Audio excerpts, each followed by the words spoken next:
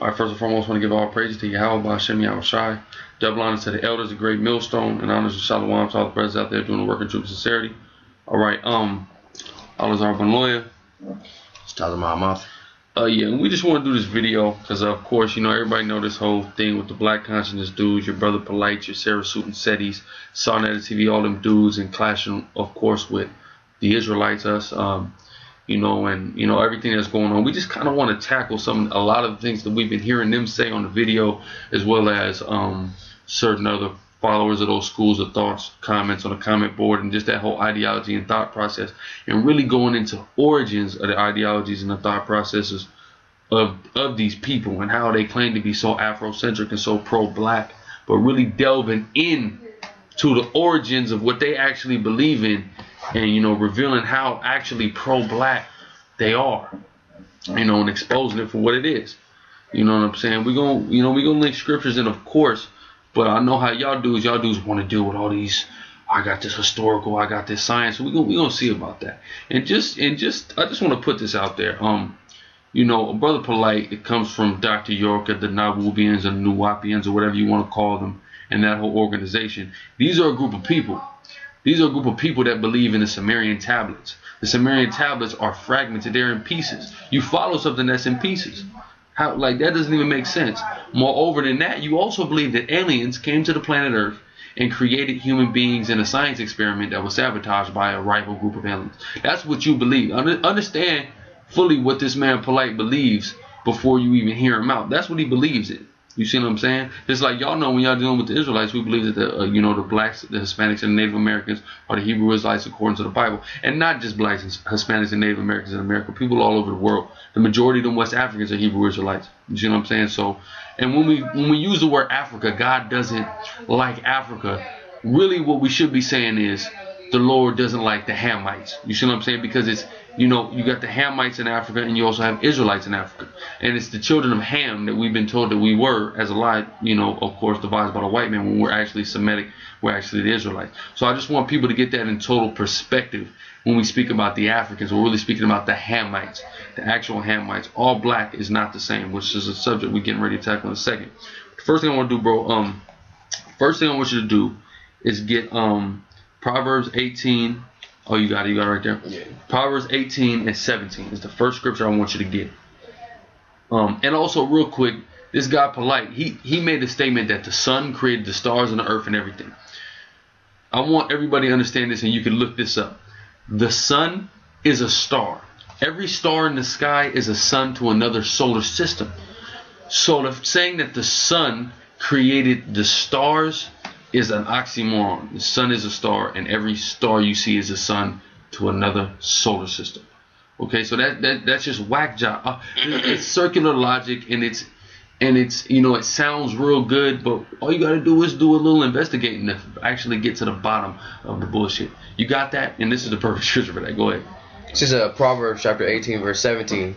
It says, "He that is first in his own cause seemeth just." Exactly. So when Polight says, oh, the sun created the stars and the planets and everything, and this and that, and the Bible, this and that, he sounds real good, right? Go ahead. But his neighbor cometh and searcheth him.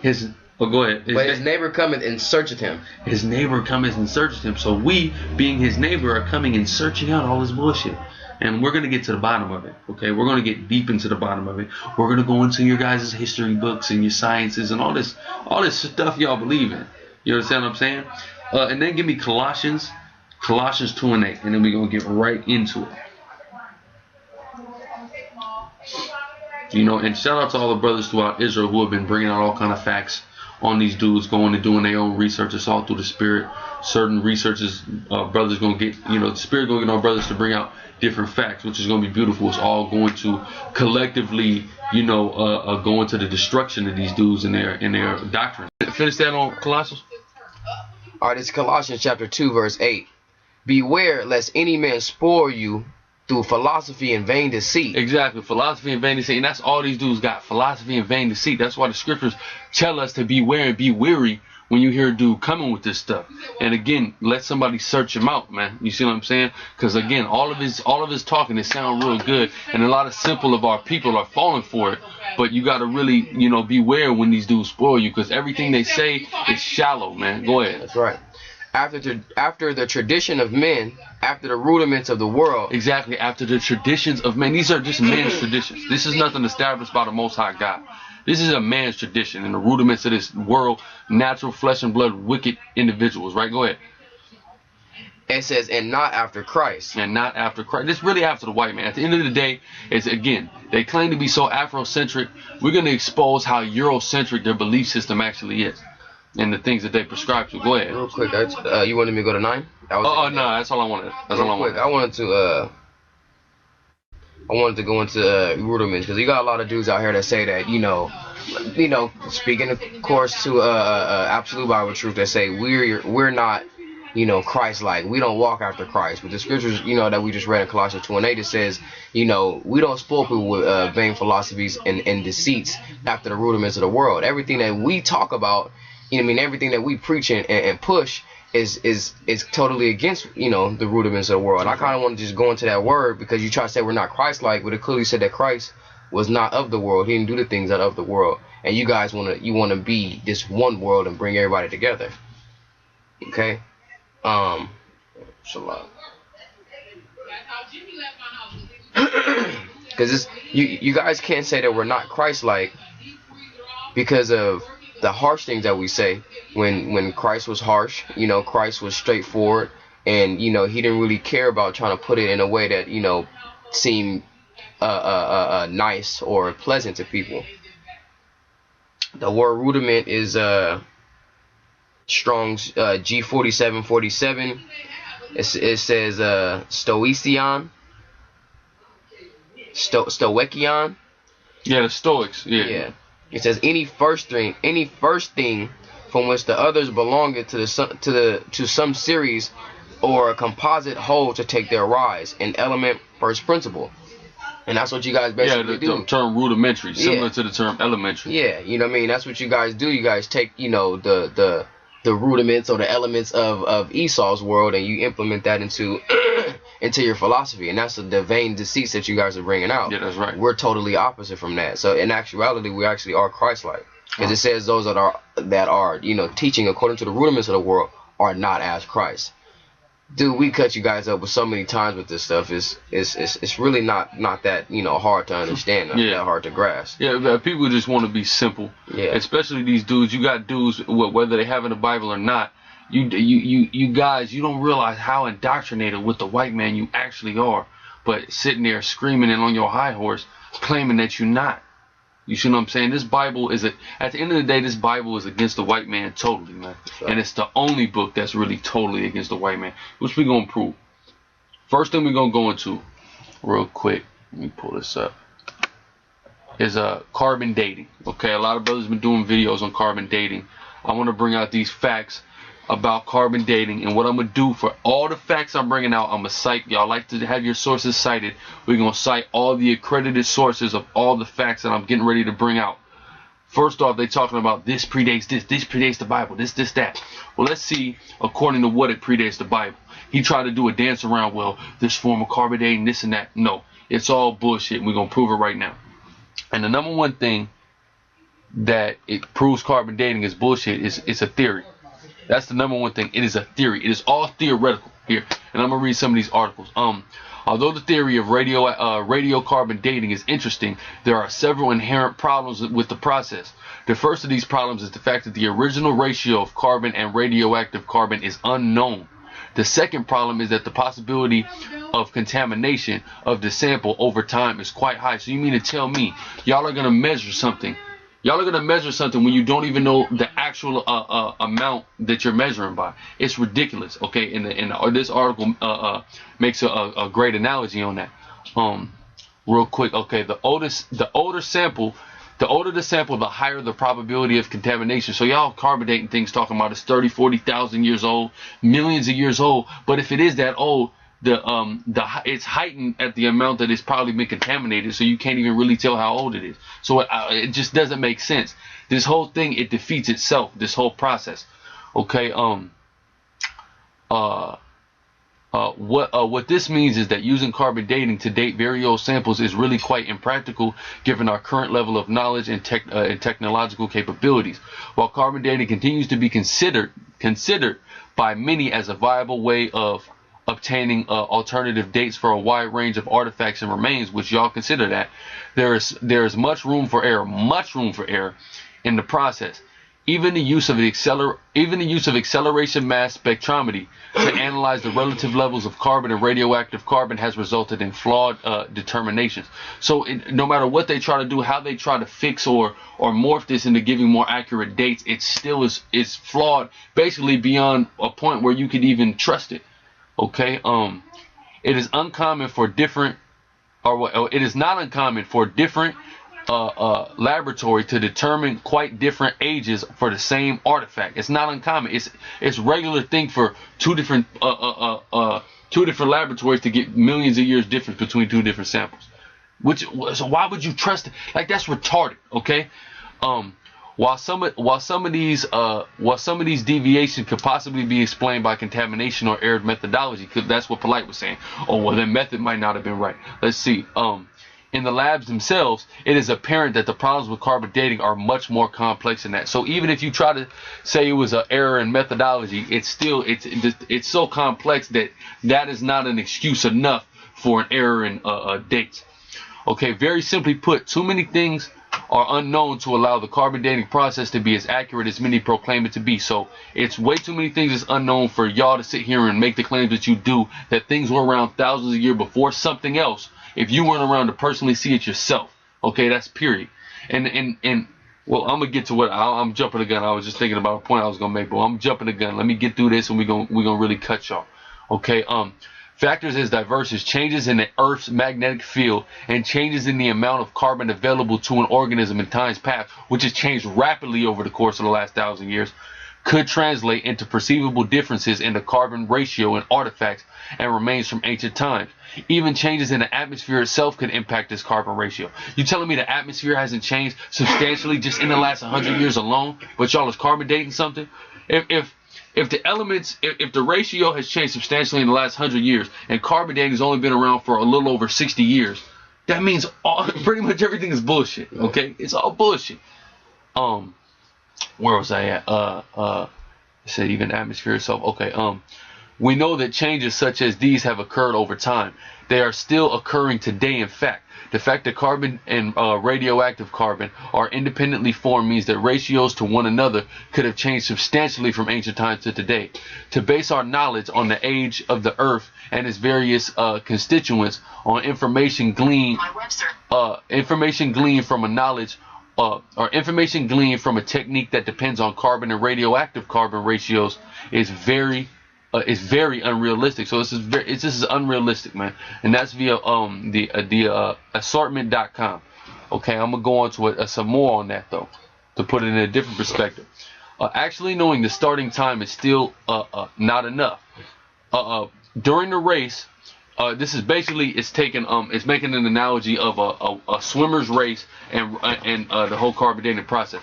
It said during the race, you have to watch the swimmer and count how many laps he has swum, so you know that he has done 1,500 meters, and you will have to check to make sure he touches the edges at the end of each lap. Without these observations, you cannot be sure that the time is valid. That is why you need at least 2, sometimes 3 judges to measure the time. To measure the time of the race to the standard needed to enter into the record books. It will make no difference how accurate or high tech the wristwatch was. You could talk about the tiny quartz crystal and the piezoelectric effect used to provide a stable time base for the electric moment. So basically, what they're saying is, with the analogy, you could have the most high-tech wristwatch, or you could have the most high-tech scientific carbon dating, the most so-called accurate method of carbon dating, and it actually doesn't even matter. You could describe the atomic workings of the quartz. I'm gonna just skip that part. But without reliable witnesses, the accuracy of the watch makes no difference. So no matter how accurate you think your carbon dating is, without a witness to actually substantiate the time in which the Earth was formed and the carbon was produced and the rate in which carbon was produced, you cannot accurately date anything. Okay, let me scroll down a little bit. But without a reliable witness of accuracy of the watch makes no difference. You can only establish the time for the race. It was timed by 2 or more qualified eyewitnesses who observed the start, the progress, and the finish. So unless you personally seen it yourself, you can't actually attest to the time. You see what I'm saying? So that again, it's retarded. That whole logic is retarded. Okay. And I'm gonna continue reading this article though. This illustrates the whole problem with the radioactive carbon dating of geological events. Those who promote the reliability of the method spend a lot of time impressing you with details of radioactive decay, half-life, mass spectroscopes, etc., which is the type of stuff that Polite and dudes like that will bring. But they omit discussions of the basic flaw in the method. They want to go into the complexity of this, but they totally bypass the basic flaw that renders this thing totally obsolete. Okay, you cannot measure the age of a rock using radioactive dating because you were not present to measure the radioactive elements when the rock formed, and you did not monitor the way those elements changed over its entire geological history. Y'all understand that, man? That is basically letting you know that this shit is impossible. It's impossible to take the radioactivity of a item and actually measure the time in which that it existed, or when it died, or where it was birthed. It is impossible. Okay, I'm gonna keep reading them. Let me get something, because this is why, like, if you call yourself spiritual, man, there's no reason you should even try to, rely on anything or any type of dating method. And then but this dude will call himself a spiritual. Right. We into spirituality. A woman don't have to learn her spirituality from a man. Yeah, and we all know that that's bullshit. That's why we always say that this thing is, it's a spiritual thing, and it's a faith thing. It says, as Hebrews 11:1, now faith is a substance of things hoped for and the evidence of things not seen. We don't, no one's around right now that was, here during the time of the creation, during the time of,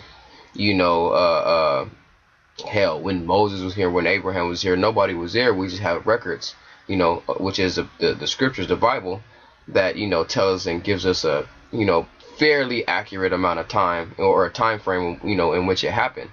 That's all we need. You see what I'm saying? We don't need any type of method to try to say, well, no, it was more, more time than that, or whatever. We know from the scriptures. You guys try to bring all these extra, elements into the Bible or into your philosophies, and it's just, you get bugged out with it. It's madness. It's madness, because I know that some people will take certain philosophies or certain type of explanations for one thing that aren't easily debunkable, like carbon dating. Some people won't take carbon dating, but they'll go as far as to say, well, but we still have been here, millions of years. That's just obvious. Like, when it's not obvious. It's not obvious at all. Because number one, you only got 6 billion people on a planet approaching 7 billion, and if we were around for a million years, there should be a whole lot more people than that. These people are crazy. This is a good little excerpt they got from the U.S. Geological Society. If you check this educational page by the U.S. Geological Society, you will see that they spend all their time talking about the technicalities of radioactive decay, type of stuff that Polite will do. But they do not even mention the basic problem that you cannot know the radioactive concentrations that existed in a rock in the past. You can't know it. So why are you even bothering with that bullshit? You're wasting your time. In other words, the fatal problem with all radioactive dates is that they are all based on assumptions about the past. And hey, what do they say about assume? When you assume, you make an ass out of you and me. Okay? You can get any date you like depending on the assumptions you make. Exactly. So you want something to predate the Bible, it predates the Bible because you want it to predate the Bible. It's that simple. You see what I'm saying? And that is what geologists do. They make an assumed geological history for rock, depending on the numbers that come from the geochronology lab, and that's via that was an excerpt via the U.S. Geological Society and biblical geology. I'm finna read this. Since 1947, scientists have reckoned the ages of many old objects by measuring the amounts of radioactive carbon they contain. New research shows, however, that some estimates based on carbon may have erred by thousands of years. Scientists have long recognized that carbon dating is subject to error because of a variety of factors, including contamination by outside sources of carbon. That's another thing, another fact via the New York Times that substantiates what we're talking about.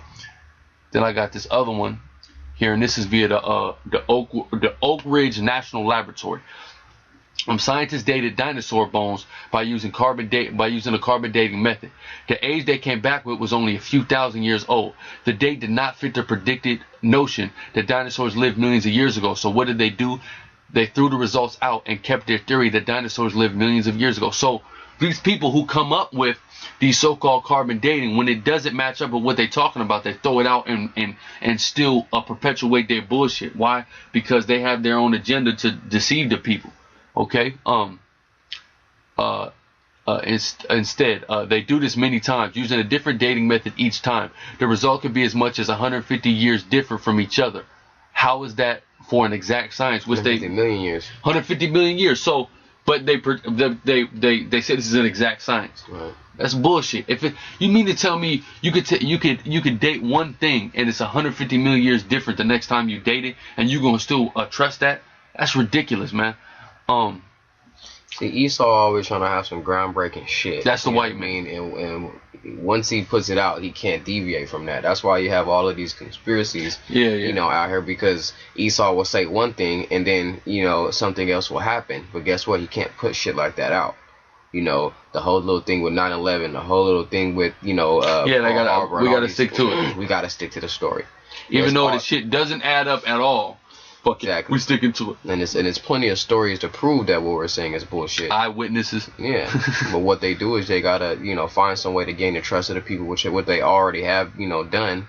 And, people roll with it. But you got niggas that's doing the same thing. Exactly. You got niggas that's supposed to be against the white man, that's supposed to be pro-black, helping the black people. But they're doing the same thing. You see the problem there?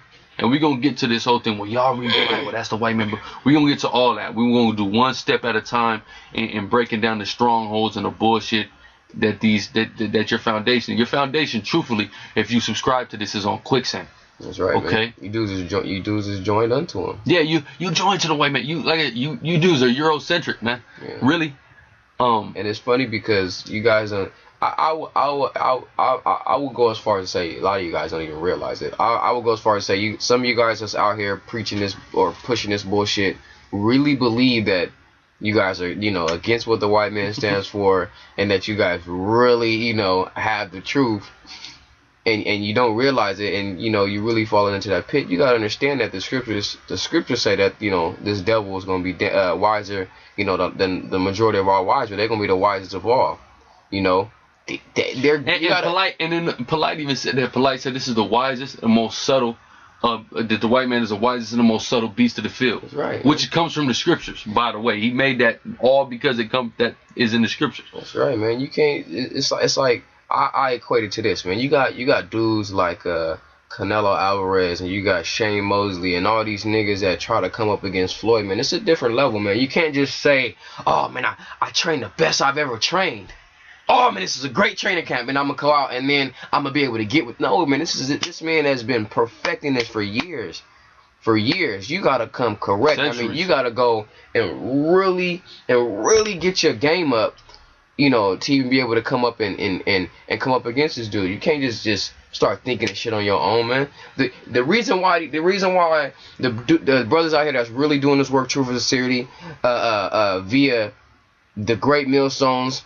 Exodus 17:15, and various, very little, few other small, groups out there that's really able to come up against the so-called white man. Why? It's because the scriptures has been around for longer than the so-called white man. That's right. The scriptures have been, predate the white man. They predate the white man. The Spirit, the Holy Spirit has been around longer than the so-called white man. That's why when the Spirit comes upon us, and we're able to bring out this truth, nobody's able to gainsay it because the scriptures actually say that.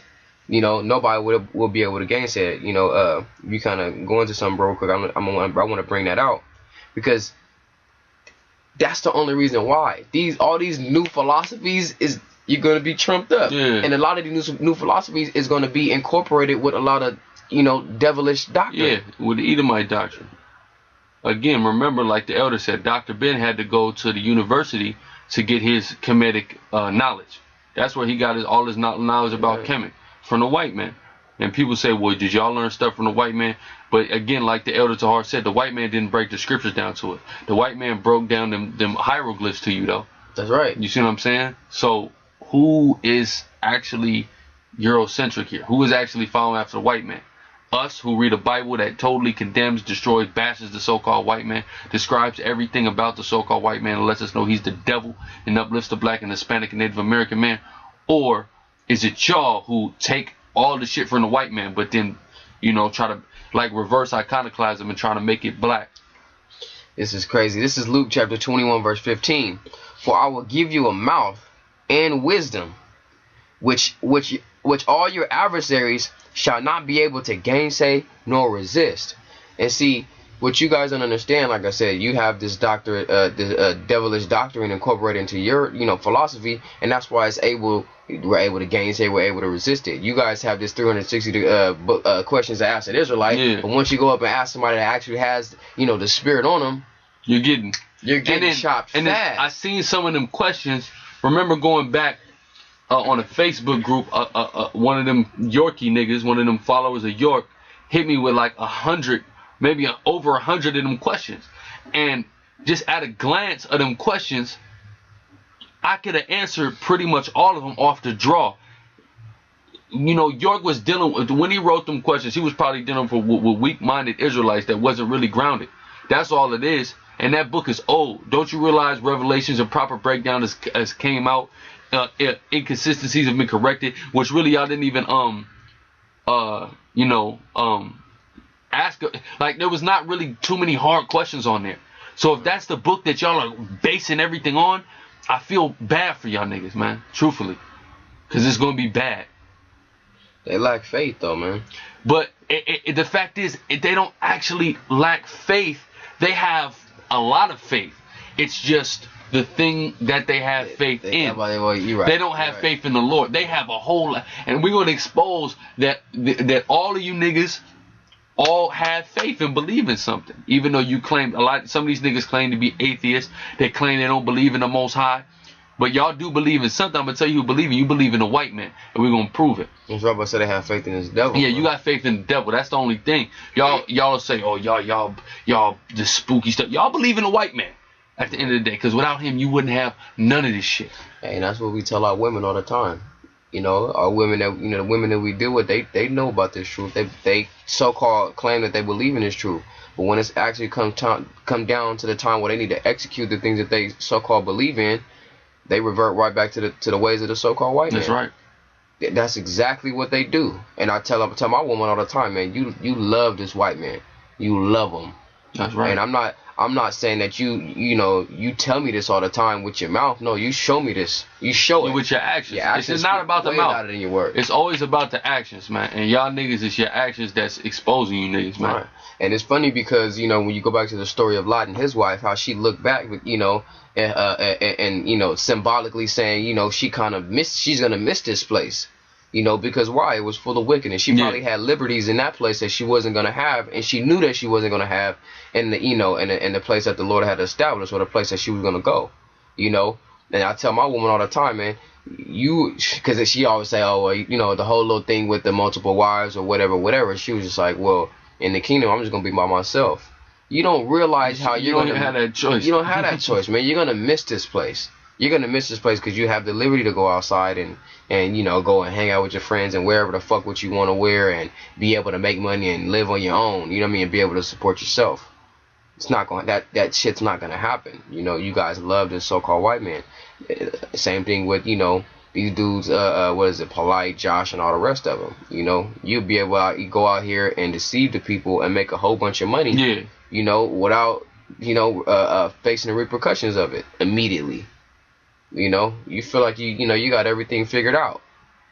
I really want to, you know, see your face in that day, man, when the Lord comes back and sits you on your ass. That's right. You know, and drops your face.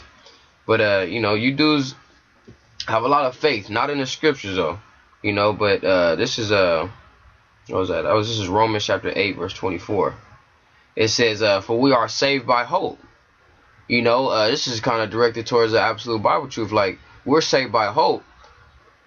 You haven't showed at all that you got hope. You know, not necessarily that you got hope. You haven't showed at all that what we're talking about is false. Yeah. You know, because you're saying that the 12 tribes chart is wrong because we can't show you, you know, for sure with the DNA, birth certificate and DNA certificate of authenticity. You see what I'm saying? That, you know, that these tribes go back to. No. Hey, look, again, like just like the Black Panther dude was saying about Polite, if the white man don't put a stamp on it, you niggas don't accept it. Exactly. That's what it go back. That's what it boiled down to. Exactly. But you supposed to be against the white man.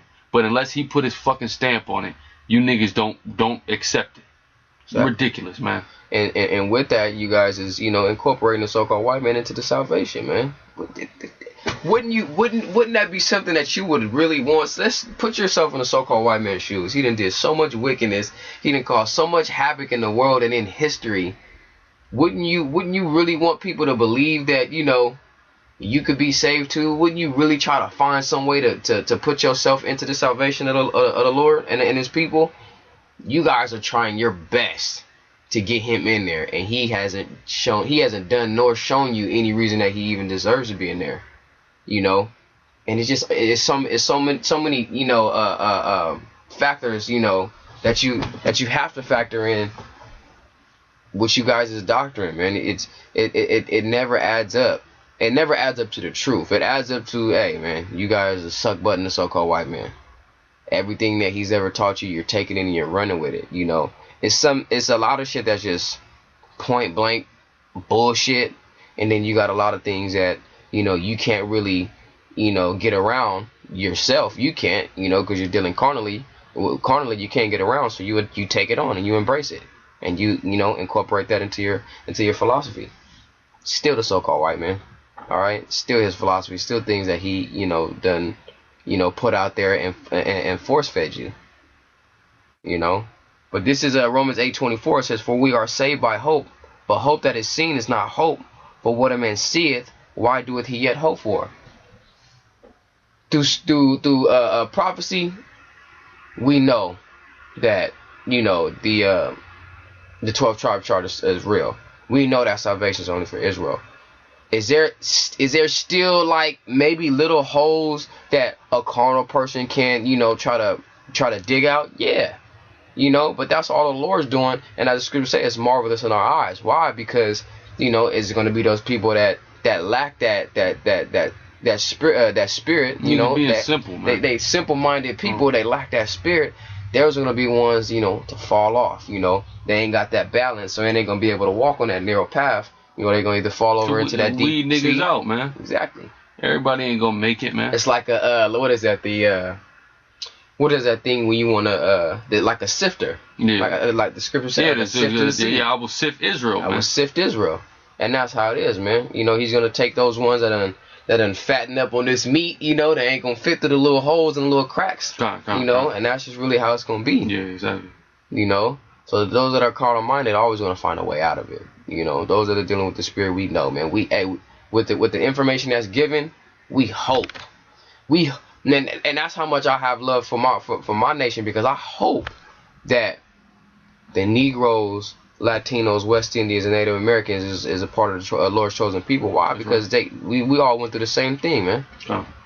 So I will hope that the Lord will give them salvation, as well as myself, man, and my people. But then you got niggas like Polite that want to save a bunch of niggas that didn't go through the same thing we went through. Yeah. They didn't get on a boat. They didn't go through slavery. They didn't sit here and work on no plantation.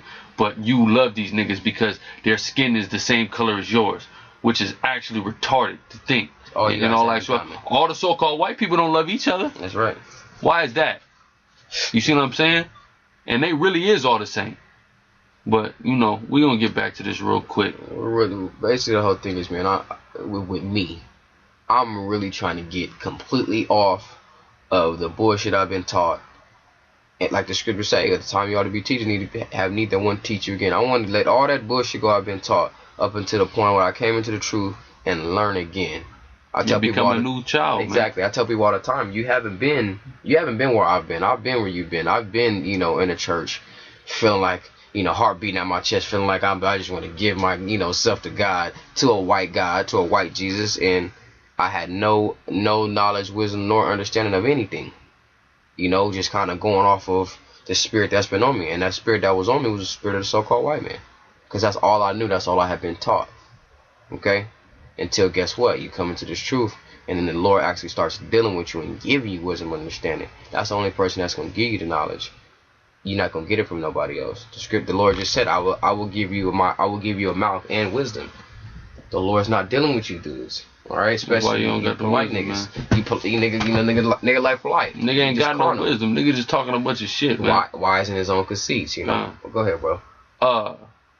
So they start with assumptions that dinosaurs lived millions of years ago, then manipulate the results until they agree with their conclusion. So yeah, that's basically what they do. Then I got this document right here. It's from Arizona University. It's here. A dinosaur carbon dated at 9,890 years old, and then it was carbon dated at 16,000 years old, not millions of years old like the evolutionists claim. We didn't tell them that the bones they were dating were dinosaur bones. The result was sample B, 16,120 years. The Allosaurus dinosaur was supposed to be around 140 million years. The samples of bone were blind samples. Okay, so they didn't tell them what it was. They just gave them the bones. These niggas tested the bones, and you know, and it came out millions of years off from what they said it was. You see what I'm saying? Real quick, yeah, again, carbon dating is based on the assumption that the C14 amount in the atmosphere has always been the same, which is retarded. It hasn't been the same. It's ever changing, really. But there is more carbon in the atmosphere now than there was 4,000 years ago.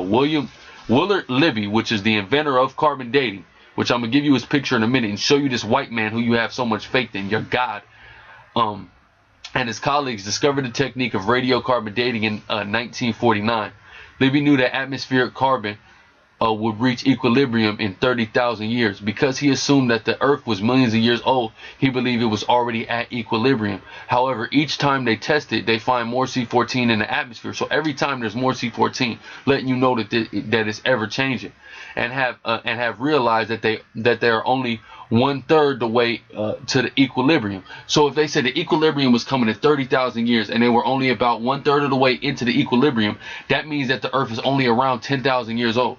And how old do we say the Earth is? About 12,000 years old. So in all actuality, if you really do believe in carbon dating, you believe that the Earth is as old as we say it is, according to the Bible. Silly ass niggas. Come on, man. However, each time I read that part, 1/3 of the way to equilibrium. What does that mean? It means that based on C14 information, the Earth has to be about 1/3 of 30,000 years old. And that was via Dr. Kent Hovind. Y'all all big on the Dr. York, Dr. Ben Yakub. But this is Dr. Kent Hovind who said this, okay? A doctor.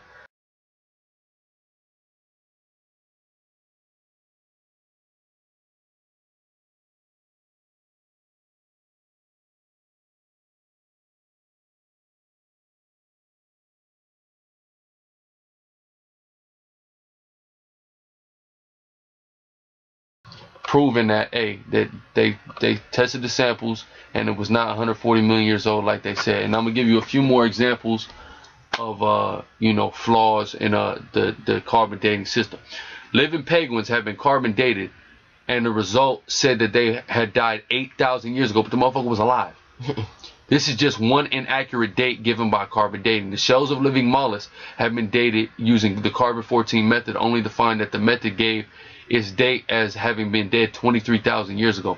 This is via Science Magazine, Volume 141. So yeah, again, I'm gonna cite all my sources. The body of a seal that had been dead for 30 years was carbon dated, and the result stated that it had died 46,000 years ago. That's via the Illustrated Origins Answer book by Paul Taylor. What about a freshly killed seal? Well, they dated one of those too. The results stated that the seal had died 1,300 years ago. That was via the Antarctic Journal, Volume 6. Antarctic seawater has a low level of C14. Consequently, organisms living there dated by C14 give ages much older than their true age. See, they don't factor in what alters the carbon in a specific vicinity or over a specific period of time, man. They just give you bullshit. A Lake Bonny seal known to have died only a few weeks before was carbon dated. The results stated that the seal had died 515 to 715 years ago. And that's again via the Antarctic Journal. And shells from living snails were dated using the carbon-14 method. The results stated that the snails had died 27,000 years ago. That's via Science Magazine, volume 224. So it's been countless times that this has been proven extremely errored and wrong, man. Okay? But here's the thing. I'm going to prove that you dudes do have a lot of faith and do believe. You dudes who say, I don't believe in anything, but you in fact do believe in something. And we're going to prove that. Like most of the things polite and the like-minded people follow, carbon dating is a theory. We got to point out it is merely theoretical, okay? A theory many have chosen to believe. So you niggas believe. If you wasn't on the earth 60,000 years ago to see something that you claim is 60,000 years old, you believe it. You didn't see it. You believe it based off of a theory known as carbon dating. It's still belief.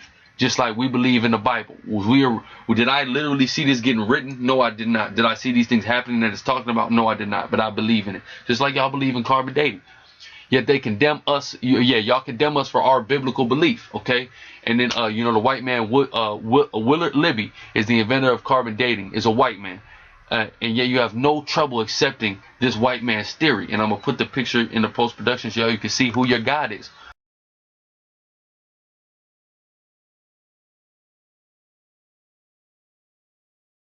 Who the inventor of your faith is. You have faith in carbon dating. That means that's basically your Jesus, Willard Libby. I was about to say, and the fact that you say that the scriptures is invented by a so-called white man, but you don't want to believe in that. Yeah. You guys are still, this Happy Days looking nigga. You guys are still not adding up, man. You claim us, what we say is bullshit because it was supposedly created by the so-called white man, but what you believe in was created by the so-called white man. What are you even saying, man? Where are we going with Where this? are we going? Nowhere fast. Nowhere. And just so we can clarify, let's go into the etymology of the word belief. It comes from a Western Germanic word meaning to hold dear, esteem, or trust. So you esteem theories with no actual hard fact, though you claim to have hard fact. The fact is, it's a theory. There's no fact in theory. What does the word theory mean? From the Greek, theoria. Okay, contemplation, speculation, looking at things looked at. So a theory is literally speculation. You say the Bible is speculation, but you believe in the theory, which is speculation. So you believe in speculation too. So you're a hypocrite when you sit here and condemn somebody for believing in the Bible when you believe in scientific theories like carbon dating. Number one, an extremely flawed and disproven theory. Okay. Okay,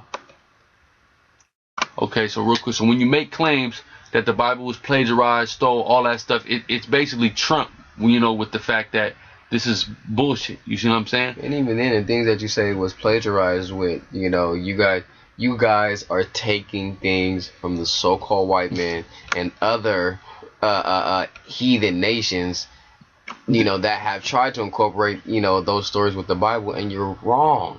That's what makes it so bad. Like, what a story with the virgin birth that goes back to Isis and Osiris, and but that's not in the Bible. But that's not in the Bible. How dumb do you feel when you realize, damn, it's really not in the Bible? And then what they'll do is they'll take the church and they'll take, the truth, the Hebrew Israelites, and they'll try to incorporate shit like we're the church, like we believe what the church believes. The church don't believe in the Bible, man. Like I was listening to a Catholic comedian the other day, and he said, "I'm Catholic, so I don't read the Bible. I don't have to." Yeah. They don't believe in the Bible, dude. You see what I'm saying? So you can't sit here and merge them two, and it's retarded, man. It's not the same. It's not the same. So it's apples and oranges. You see what I'm saying? I'll read this last thing and we'll get off carbon dating. The so-called white man upholds the methods you use to prove your points. Yet the things we say the so-called white man tries his best to the things that we say the so-called white man tries his best to suppress. So I want everybody out there that's watching to ask themselves something. Would the so-called white man uphold something that establishes truth given his rap sheet, or would he be more likely to suppress something that brings out the truth? He suppresses the Hebrew Israelites more than he suppresses any other group out there. You might see Egyptologists on TV. You will not see the Hebrew Israelites on TV. You see what I'm saying? And they just had the ones on the Russell Brand show. These niggas weren't talking about Israel. These niggas was on there singing. You see what I'm saying? They wouldn't have guys like us on TV bringing out the truth of the Bible, condemning the so-called white man. Why is that? Because it's the truth. And the so-called white man is the devil. What is the devil? The deceiver. He wants to deceive the people. So he doesn't want the truth to get out. That's why he's trying his best to suppress the truth. You see what I'm saying? But what does he do? He upholds all the things that prove what you're saying. So what does that let me know about what you're saying? It's probably bullshit. Hey, man, carbon dating is one of the master methods of deception. That's right. That is absolutely right. When the next time a nigga tell me something was around 150 million years ago, I'm going to say, well, nigga, was you there to see it? Okay, well, then it wasn't. You have no possible way of proving that. That's an assumption based off of the white man. If the white man never told you the earth was around for a million years, you wouldn't have thought that bullshit. Seriously. There's no way for you to come up with it. Who come up with some shit like that? You know? Again, so the white man, he taught us lies about the Bible and gave us religion, which is in fact, in which religion is more actually African or Hamitic, Babylonian and Egyptian than anything. You can get up there and condemn religion, but religion is Babylonian and Egyptian, which that's the shit that y'all love. So how you gonna condemn religion? We don't get down with religion. We get down with the scriptures. The white man did not give us the scriptures. He gave us religion, and he gave us a couple scriptures that he twisted and incorporated into religion. But the Bible as a whole has nothing to do with religion. Watch the movie 12 Years a Slave, man. Yeah. You can see how the so-called white man manipulated the scriptures. He didn't give us the scriptures. You see what I'm saying? He was just sitting here basically reading scriptures, saying, "Well, you guys gotta like." Because this is what it does. This is how it trips me out. How the so-called white man would capture us and then say, "This is the book of God." No, we already believed in the book. We already believed in the Lord. We had already believed in the scriptures. It's the way that they was, misinterpreting and twisting the scriptures that really, had us believing that damn. And what's the number one thing they did? They're John right. 3:16. Yeah. They mentioned they force fed that to us, told us it meant something that it doesn't mean. Why? Because they wanted to put in our heads that even though logically all the shit that they did to us, you would say fuck these people, right. You still gotta love them. But another thing I'm saying, how how the scriptures say you gotta obey your master. That's one of the things that they was bringing out. We had already believed in the scriptures. That's why when they brought it out, it was such a cut to us, especially after generation, after a couple generations where we've been kind of disconnected from the scriptures. We always have faith in the Most High, so. About the scriptures, about the Most High, about everybody that came before you. So yeah. if we take away that doctrine from you for let's say 5 to 10 generations, and then we really start to feed it to you, or the so-called white man really start to feed it to us about, oh, you gotta obey your master, you gotta do things this way, you gotta listen to us.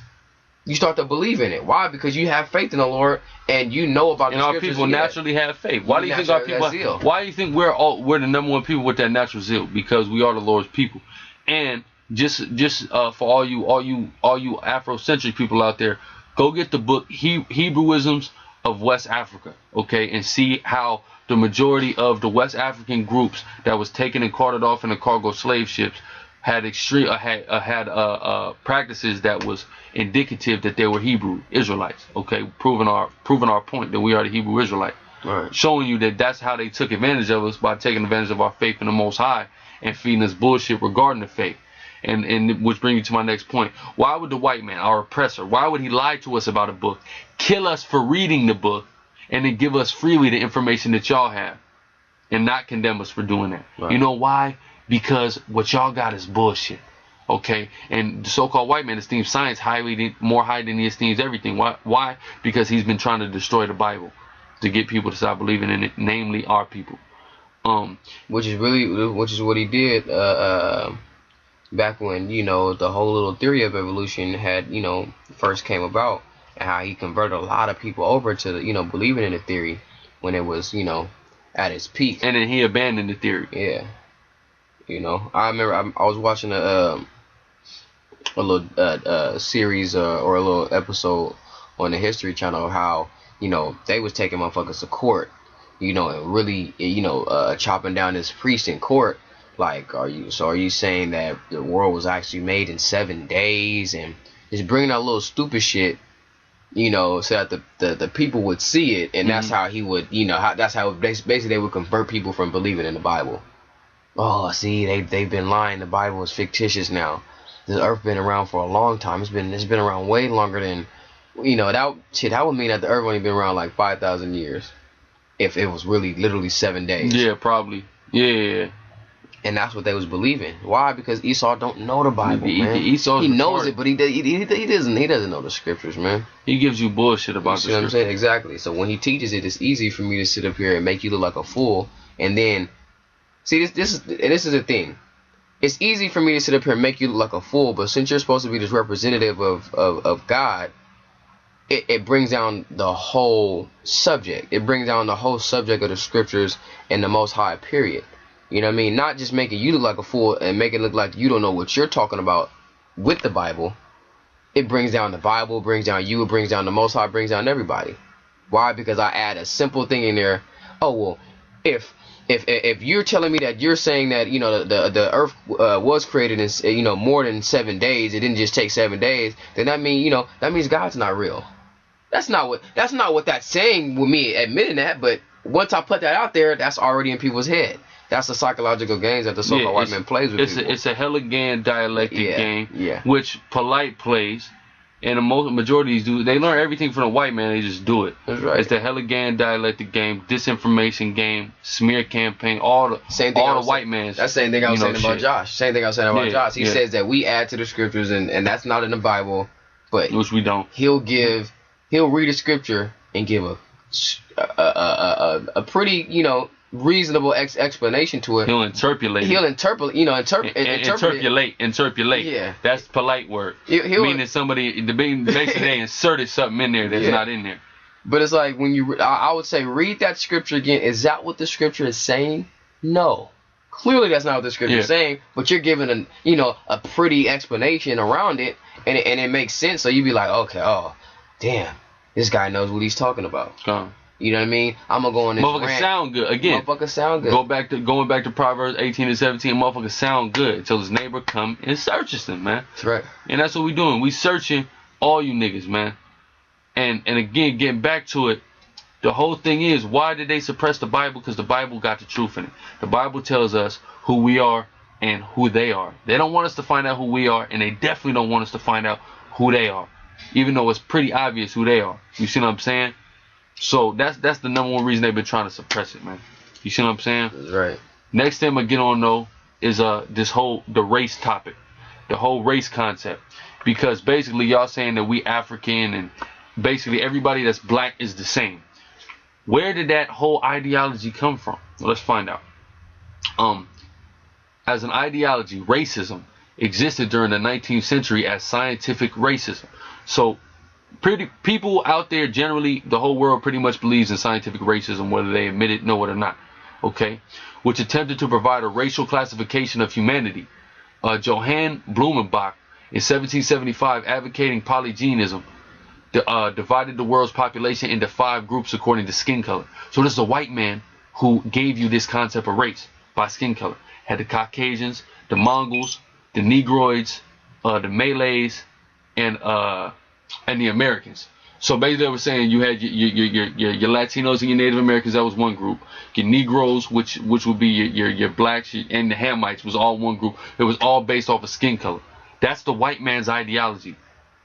We have never believed in that all black was the same.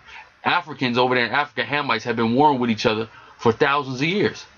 Why? Because they're not over here even recognizing themselves as the same. Because there's a separation of people, which we're going to get to in a second. And then the archetypical form of racism, perhaps, found with polygynist Christoph Meiners. He split mankind into 2 divisions, which he labeled the beautiful white race and the ugly black race. Even though you're saying the opposite, that the black race is beautiful and the white race is ugly, you're still saying the exact same thing that this white man said, just trying to reverse it. It's the same logic, the whole concept and the idea of race that you have and pretty much the whole world has is based off of the white man's theories, man. That everybody is the same based on skin color. Or you got white people, you got black people, that's it. You're either one or the other. That's all the white man's theories, man. It's all bullshit. You believe in the white man's theories. And these crackers that came up with these theories, and we're going to show you their pictures. Your other gods that you worship. Moses and Jesus that you got all this faith in. In Meaner's book, The Outline of History of Mankind, he claimed that the main characteristic of race is either beauty or ugliness. He viewed only the white race as beautiful. He considered ugly races inferior, immoral, and animal-like, which really the white man is, but it's these crackers, man.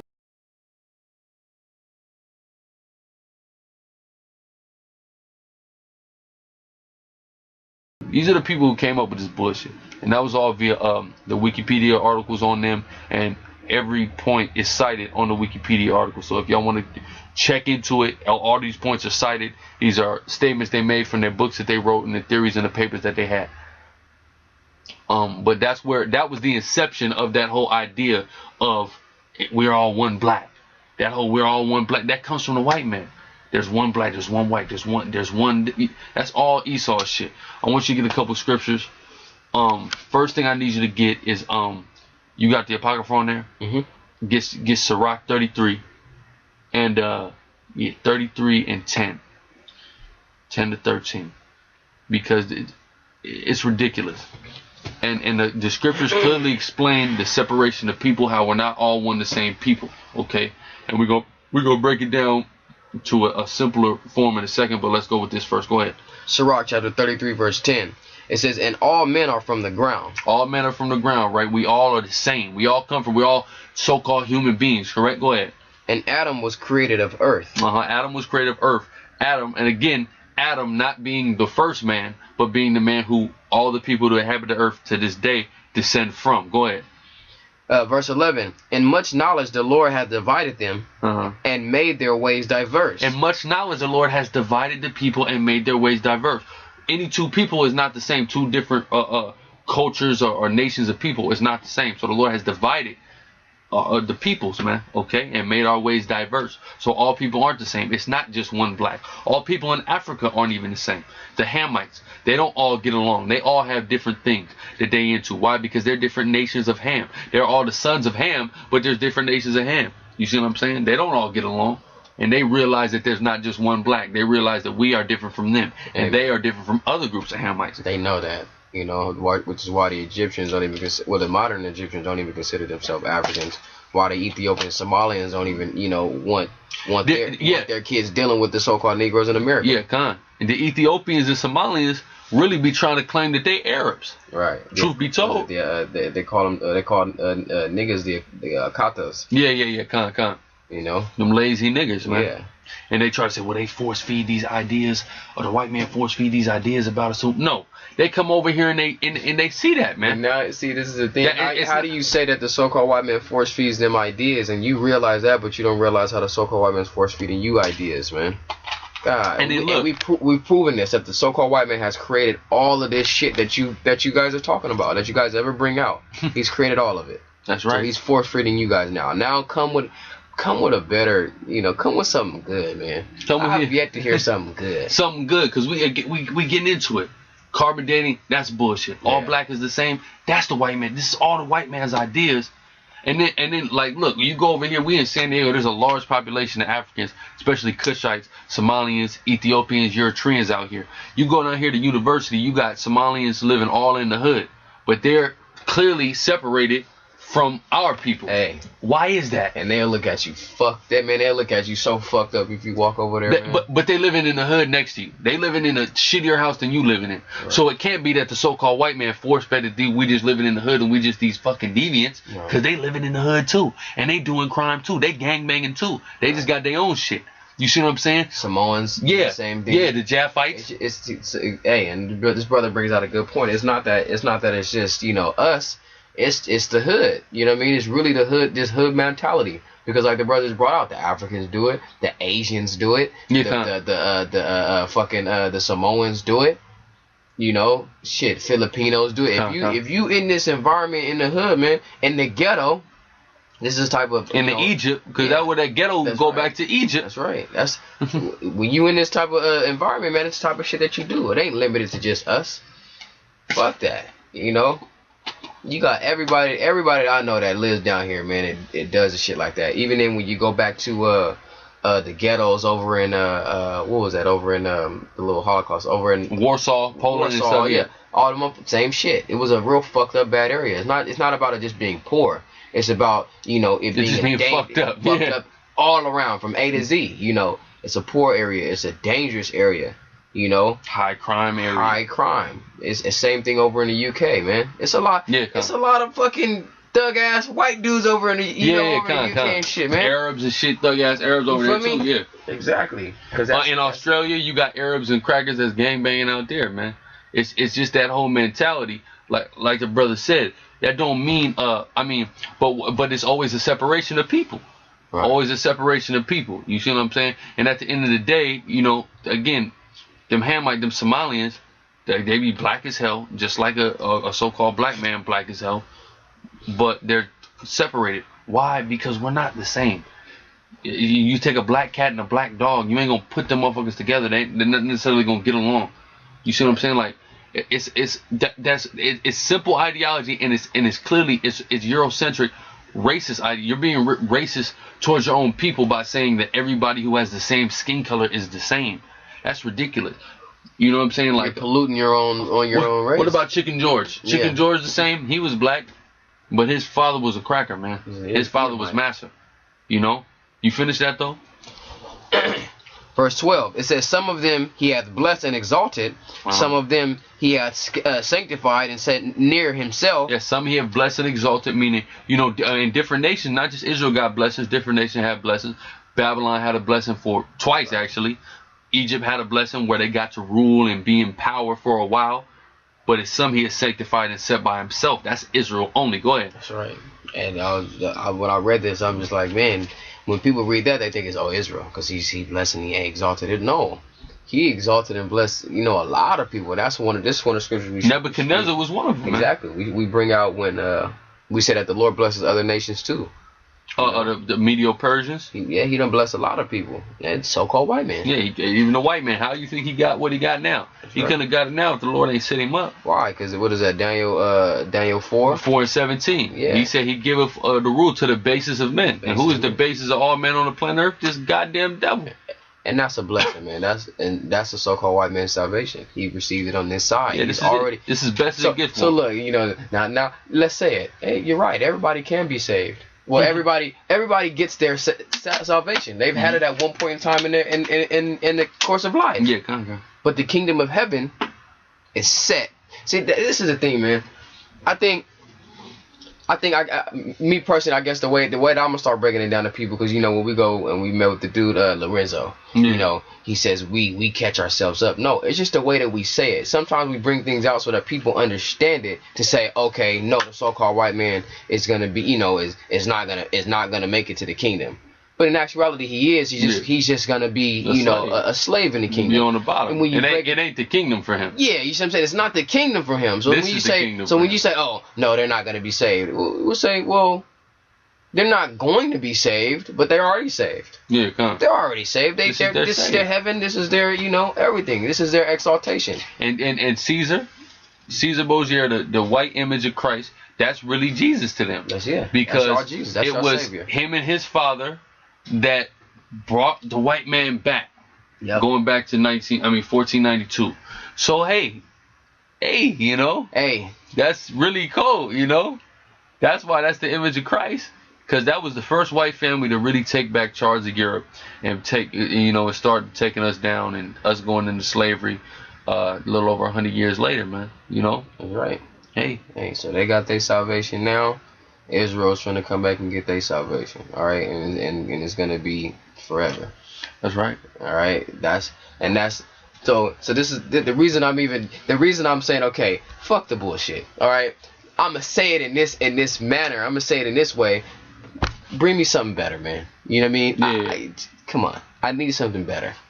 Cut this bullshit and these dumb little tit for tat games that you guys play. Yeah, that's all they play. Tit for tat ass games. It's tit for tat games.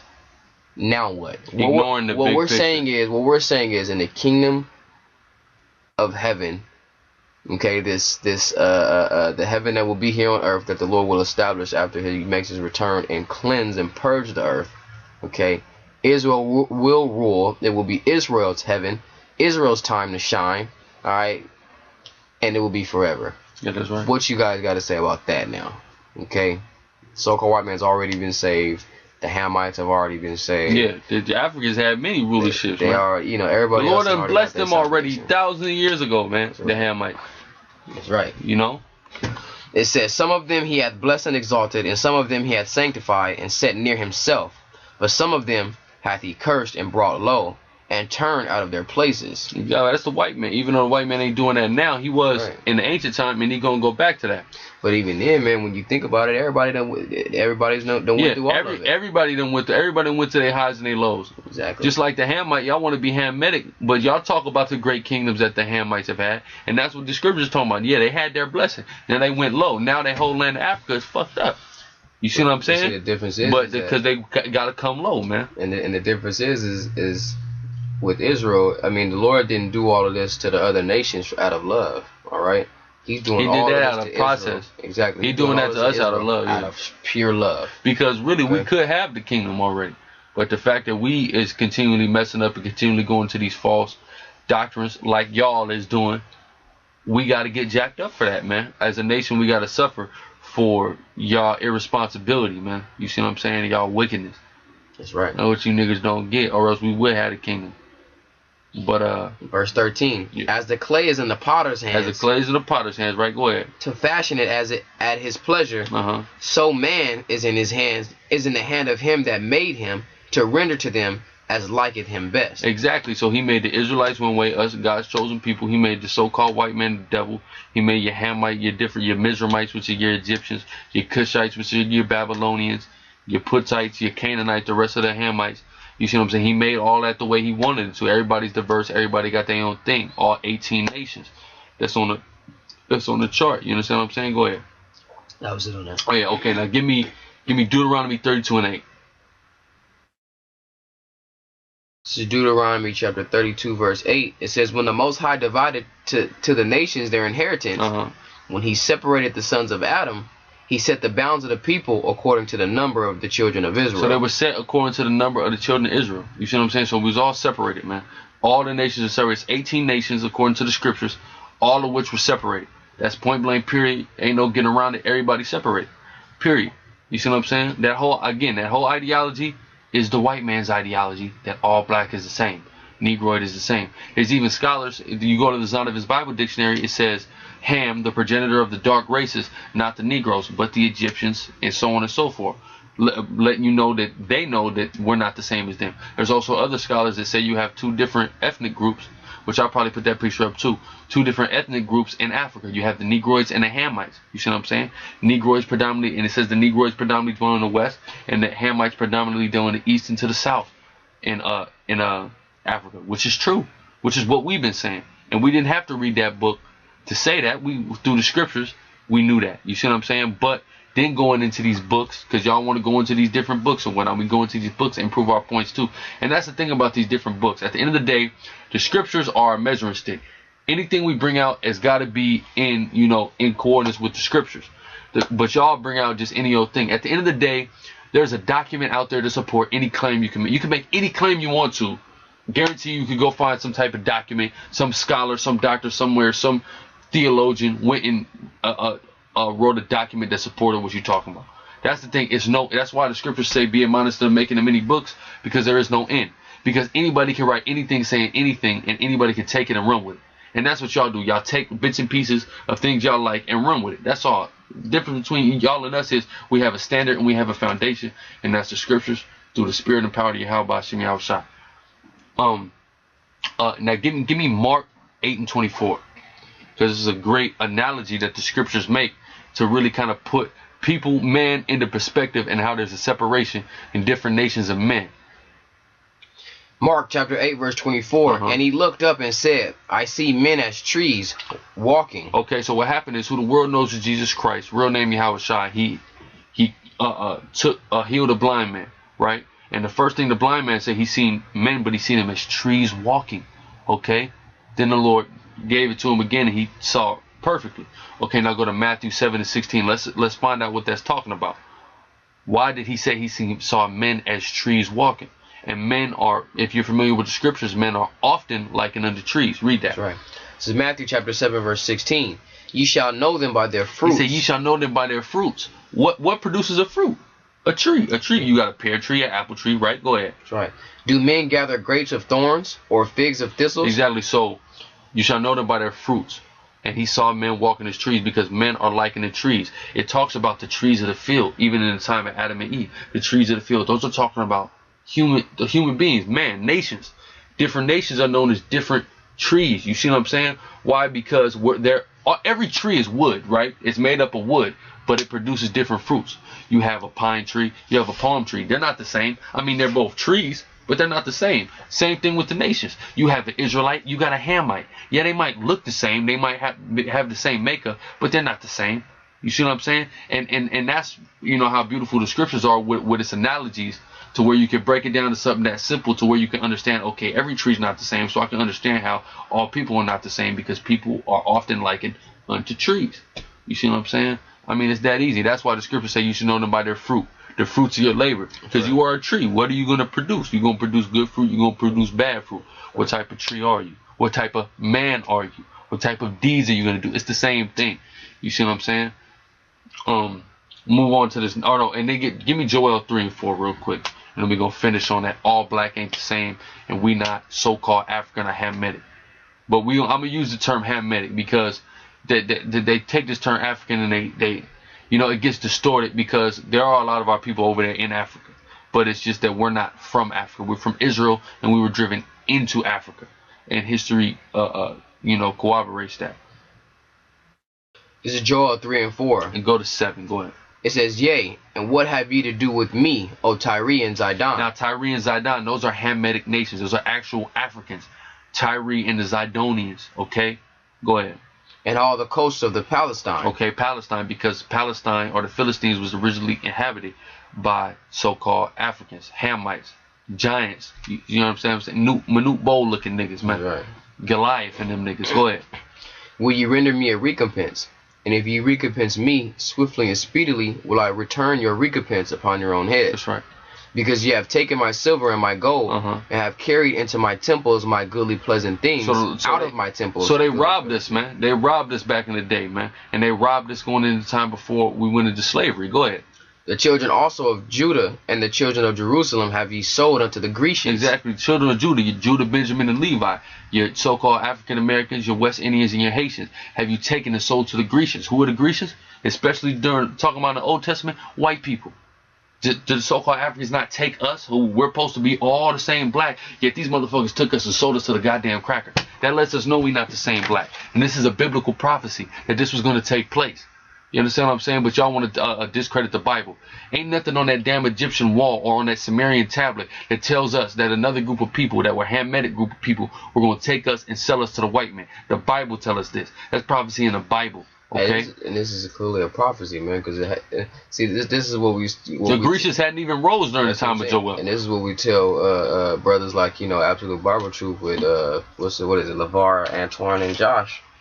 This is something that happened in the Old Testament that had already been fulfilled, but then what happened? Then again, it turned and happened again. Yeah, kind of. And what happened? It says that ye might remove them far from their border. Exactly. They wanted to get us the hell up out the land. That's what I'm saying. We've already been removed far from our border, far from the border of both Africa and Jerusalem. Yeah, we moved from Jerusalem, went into West Africa. Then they wanted to come into West Africa and take what we had in West Africa, because we made West Africa great. That's right. You see what I'm saying? Now listen to this. It says, that ye might remove them far from their border. Verse 7, behold, I will raise them out of the place whither ye have sold them. I will raise them out of the place. Where's the place that they sold us? Here to America. That's right. And this is where we rising up and getting this truth back through the Spirit. Go ahead. And I will return your recompense upon your own head. That's right. Meaning the so-called Africans is going to get what they get for it. And the so-called white men. Mostly the so-called white. You Africans, the Hamites, they going to get it. You know, but the so-called white man gonna get it the worst for what he did to us. Go ahead. It says, and I will sell your sons and your daughters into the hand of the children of Judah, and they shall sell them to the Sabians, to the people far off. Yeah, we gonna have a slave trade. The white man gonna be a slave. The Hamitic man gonna be a slave. The Arabic man gonna be a slave. The Asian man, the East Indian man, they all gonna be slaves unto us, man. The Japhetic, which are your Polynesians and such, they all gonna be slaves. So we gonna have a slave trade. But it's gonna come a point in time where we gonna have, the scriptures talk about how we're gonna have these different Hamites, these different Africans. We're gonna have them set up as taskmasters over the white man. And we're going to have them, basically, the so-called African, they're going to be in slavery to us, and the so-called white man are going to be in slavery to us, but it's going to be like the so-called white man is in slavery to them, too, because they're going to be above them taskmasters, slave driving their ass, man. That's right. We all going to get our piece on the so-called white man. The fact of the matter is, though, we going to get our piece on these niggas, too. These Hamitic niggas, these Tyree, these Zidonians, these Egyptians, your Babylonians, because of what they did to us. They got to pay, too, man. Sure. You know? And you know, that was pretty much it on that. It says what the Lord has spoken in. But one thing I'm just sitting here thinking right now, man, if this stuff wasn't going to happen again, why didn't the Lord just, you know, specifically say where, you know, we was going to be sold or where we was going to be taken? Yeah, he just said we was going to be sold into the Grecians.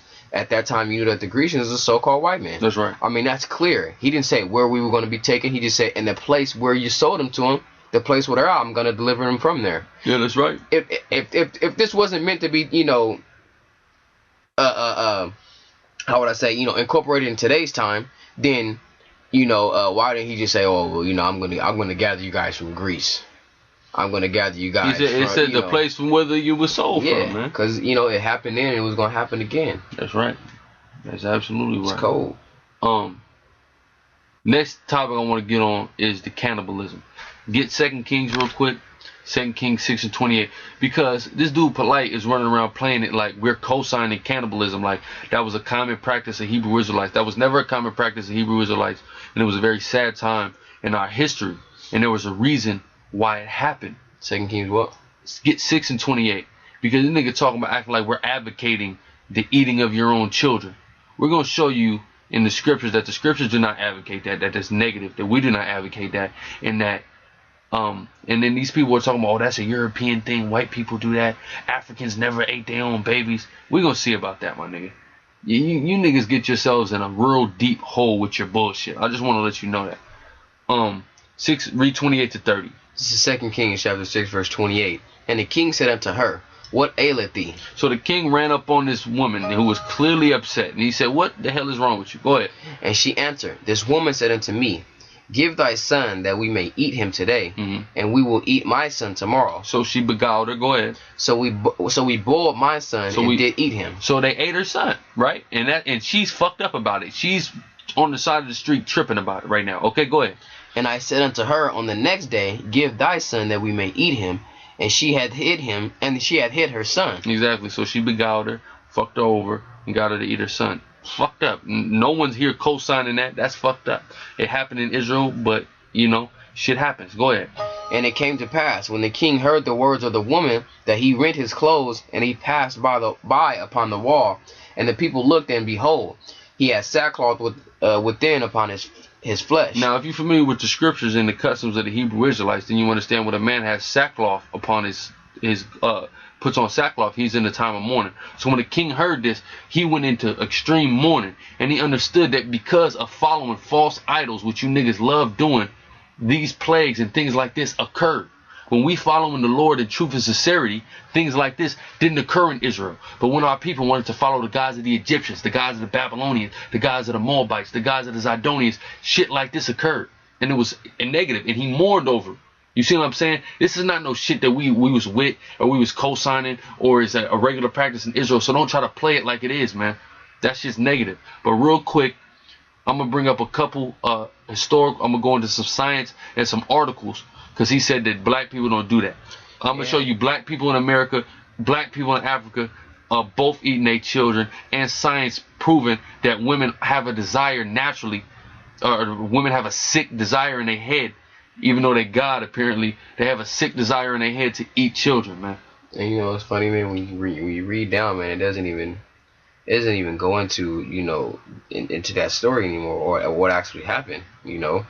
It's just talking about how Elisha's gonna come up, you know, and Or messages came. Basically, he doesn't even address the story anymore. It's almost like just walking down the street. He ran into crazy shit. He seen some crazy. He just seen some crazy shit. Because this was a tumultuous when Elisha was on the scene, it was fucked up. It was, and he made it to where it was a famine. You see what I'm saying? Because Israel was being so wicked, he said, "Fuck it, it's gonna be a famine in this motherfucker." Right. You see what I'm saying? Through the spirit. And then shit like that started to happen. You see what I'm saying? That shit wasn't no shit that we were supposed to be doing. That's prohibited by the law of the Most High. But the fact of the matter is, our people are weak and our people are irrational, man. Especially once they get hungry. Nigga do all type of crazy shit once he get hungry. So the fact of the matter is this. And our people were under wicked vibration. Our people were not serving the Most High. Our people were serving the gods mostly of the Hamitic people, of the Egyptians and the Babylonians and the Canaanites. So being under the vibration of them pagan idols and deities, not being in your right mind, also being hungry and unstable, that's going to happen. Now, if you're under the right mind and in the spirit of Yahweh Shemi outside, that's not going to happen. Because the scriptures tell us that man shall not live by bread alone, but by every word of the Most High.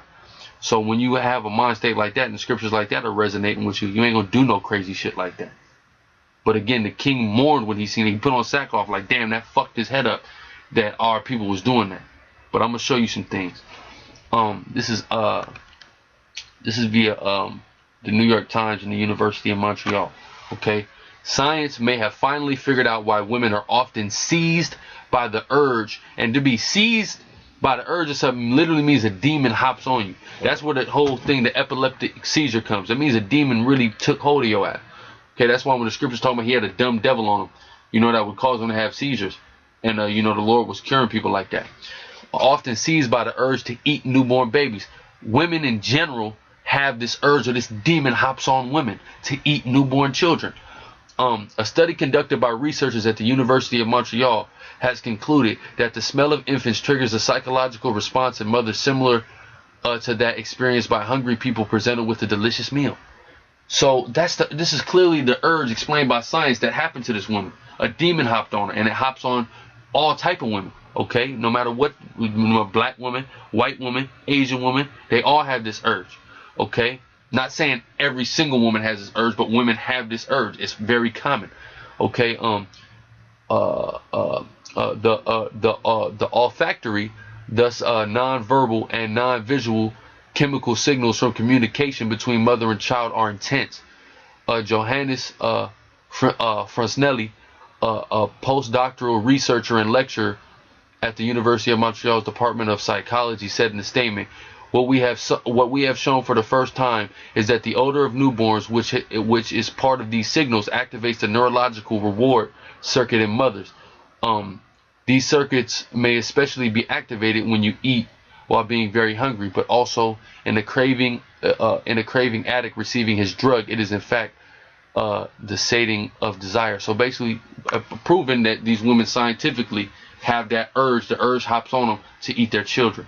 So the fact that a woman ate a child shouldn't even be so far-fetched and outlandish to you that it happened, because it's a normal urge that women have. And especially in the ancient days when people wasn't always thinking as logical, and people wouldn't see you doing some shit, catch your ass doing some shit like they would now, people do it.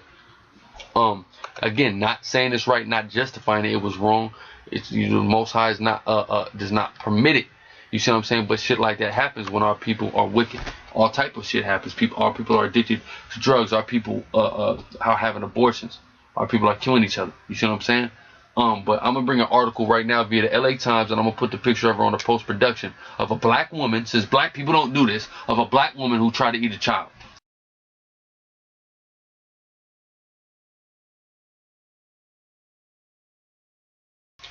Police arrested a 36-year-old homeless woman for allegedly snatching a baby boy from his stroller and slamming him into a pole, then trying to break his arm off so she could eat it, authorities said Wednesday. That's just a quick clip right there, and I'm going to put the picture of the black woman. That's via the LA Times. Okay, I'm going to do another one. A 31-year-old woman of the Serengeti district, this is of Zambia, which is in Africa. It's an African woman now, has killed and eaten her 2-year-old child. I thought Africans don't do this. This bitch ate her 2-year-old child, an African woman. But I thought this was unique to white people. Okay, The woman identified as Sarah Mwelwa admitted to the bizarre murder after killing and cooking her own child and justified her action. So, hey, you see what I'm saying? She did the same shit. She boiled her child just like it said in this, but she actually tried to justify her action. This woman didn't even justify her action. This African woman, this black woman God, who y'all keep praising and you keep talking about the Africans don't do this, killed the baby, ate it, boiled it, tried to justify it, okay? But I thought they didn't do this. Y'all bullshit is coming down swiftly, man, okay? Sarah later buried the head and the intestines of the offspring behind the house. She said the Zambia Wildlife Authority has restricted poaching in the area, which is a source of meat, and decided to eat her baby as a substitute. So, look, she didn't have any meat, so she ate her baby as a substitute. I thought that was irrational. I thought you wouldn't do that. But this is what Africans do, my nigga. Okay? Serenity District Commissioner Charles Mwelwa confirmed the incident and said after the woman was interrogated, she admitted killing and eating her child. And that's via Zambia Reports, the national newspaper for Zambia. Okay? So, hey, this cannibalism shit, you know, they do it, man. Okay? The Africans do it. It's heavy in Africa. You can see that. This woman, she couldn't find no meat. She fucking killed a baby. All right, that's crazy. Okay, now the next thing I want to move to is women, because we're talking about the women. That's the African women. I want to move to the woman, because they talking about this black woman God and take this black woman, put her on a pedestal, and black woman and black man is equal. First thing I need you to get is 1 Corinthians 11:3. That's the first thing we got to go to, because what y'all want to do is disrupt the natural order of business, man. And what that does is create a fucked up home situation in our community. You know, all you talk about is our community. Well, we're gonna see what having a black man and a black woman on an equal plane does to our community. First, we're gonna take a biblical outlook, then we're gonna go into a few other things. But go ahead. It's 1 Corinthians chapter 11, verse 3. But I will have you know that the head of every man is Christ, and the head of the woman is the man. So the head of every man is Christ, and the head of the woman is the man. That's how it goes. We are over the woman is over the children, who the world calls Christ, the Son of the Most High, is over us, and the Most High is over him. That's the natural order. As long as we are in perfect harmony with that natural order, we're going to have a harmonious environment. But we're not in that perfect harmony, hence why the black culture and the black household is so fucked up, and the Hispanic household. Now get 1 Kings 11, and then we're gonna deal with the rape, which you've been making a big deal about. We're gonna deal with the age of consent, which you've been making a big deal about, and we're gonna also deal with the destruction of the black household. Okay, so and we're gonna talk about how ideologies like the ones that you prescribe to actually contribute to the destruction of the black household. Yeah, 1 Kings 11 and 1, and I want you to read to 10. And I want to show you something, how a very wise man can fall as a result of taking a woman and putting her above her natural place in the world. Okay? So 1 Kings 11 and 1. But King Solomon loved many strange women. He loved these women. Go ahead. Together with the daughter of Pharaoh. The daughter of Pharaoh. He loved the Egyptian woman. Go ahead. Woman of the Moabites. He that's the Chinese woman. Go ahead. Ammonites. That's the Japanese woman. Go ahead. Edomites. That's the white woman. Go ahead. Zidonians. That's another Hamitic or African woman. Go ahead. And Hittites. So he had 3 different groups of Hamitic or African women. Then he had his little white, his Japanese, and his Chinese bitch. Okay, which lets you know that all black ain't the same. Yeah, exactly. They just separated that there. But go ahead. It says, of the nations concerning which the Lord said unto the children of Israel, ye shall not go into them, neither shall they come in unto you. Exactly. And the Lord was mainly talking about the Canaanite woman, the Hamitic woman, not to go into them, because those were the women, the people that was living around about us. We took their land, as you know the history. Now there's a reason he told us this, and the exact reason he told us this and gave us the instructions not to deal with these women is the same thing that Solomon goes down for right here. Go ahead. For surely they will turn away your heart after their gods. Exactly. And that's what's happening with y'all. Y'all have your hearts turned away into the gods of these different Hamitic people. Okay, the same thing that the greatest and wisest king to ever walk the earth is Solomon. And that's what he went down for. And that's what's taking a lot of the wise men out of our people down. See, a dude like Polight, he got so-called wisdom of the world. He's eloquent. He's a great orator and whatnot. He can speak well and all that. But he's going down. Why is he going down? Because of this woman. Go ahead. And now it's not even the heathen women that's doing it. It's actually our women that's taking us down. You see what I'm saying? Because you want to take the black woman and put her ass on that pedestal, man. Go ahead. It says Solomon clave unto these in love. Yeah, and that's what our people are doing, cleaving unto these women in love. Go ahead. And he had 700 wives, princesses, and 300 concubines. He had bitches, right? Go ahead. It says, and his wives turned away his heart. For it came to pass when Solomon was old that his wives turned away his heart after other gods. Exactly, turned away his heart. So he followed his women, man. He got to the point where the woman was running the show. The woman wasn't in her natural place under the man. The woman became on the same plane or above the man. And what happened? That turned away his heart into wickedness, man. And that's what all you niggas' hearts is turned away into. Pure wickedness. Go ahead. Why? Because they wasn't in order, man. Yeah, that's right. They totally disorderly. Yeah, and that's another reason, man. Because when you get these women of another nation, man, they like this brother just said in the scriptures is telling you that they got their own gods. So when you expect them to submit themselves to the Most High God, they're not gonna do it. You know, and you're gonna have all type of problems and issues and conflicts. Yeah. It says, and his heart was not perfect with the Lord his God, and the heart of David his father. For Solomon went after Ashtoreth, the goddess of the Zidonians. He went after Ashtoreth, the goddess of the Zidonians, the queen of heaven, the principal of all Hamitic deities or African deities, going back to the Babylonian Semiramis. Then later became Isis in Egypt. Then was known as Ashtoreth, or what she was known as Ashtoreth, I think even before Egypt, with the Zidonians. Later known as Diana of Ephesus. Later known as, or later portrayed as who the scriptures call Mary. Okay, but not actually Mary, based off of this. You see what I'm saying? So, and that's the whole, when you're under the vibration of Ashtoreth, you put the woman on a pedestal. You put the woman on really above you. You see what I'm saying? Like you niggas are doing. And that's the main thing that fucked Solomon off. Solomon, the wisest, richest man on the earth. That's what fucked him off. Having the thought process of you when he got later and weaker in his days, man. Because of a fucking bitch, man. And that's y'all niggas, man. I'm just coming straight. Go ahead. And after Milcom, the abomination of the Ammonites. He went after one of the Japanese guys. Go ahead. And Solomon did evil in the sight of the Lord, and went not fully after the Lord, as did David his father. It says, then did Solomon build a high place for Chemosh, the abomination of Moab. I don't have to do goddamn Google Chinese. Go ahead. It says, in the hill that is before Jerusalem, and for Molech, Molech. Now hold on. It says the abomination of the children of Ammon, because the Ammonites was. We'll finish that real quick. It says the abomination of the children of Ammon. Now Molech, the Ammonites was worshiping Molech, but Molech really goes back, is really a Canaanite, or not a Canaanite, really a Hamitic deity. Really, Molech goes back to Marduk, the Babylonian bull god, man. All right. So it all goes back. All this shit that really fucked him off primarily goes back to Hamitic or so-called actual African gods, women, and traditions. And that's what fucked Solomon up. These are examples. The Lord commands us not to follow after these ways, subscribe to these ways, and then the Lord gives us examples of what happens to niggas when they follow these ways. Okay? So what we trying to do is admonish you niggas from doing that, man. You see, we trying to help you niggas out.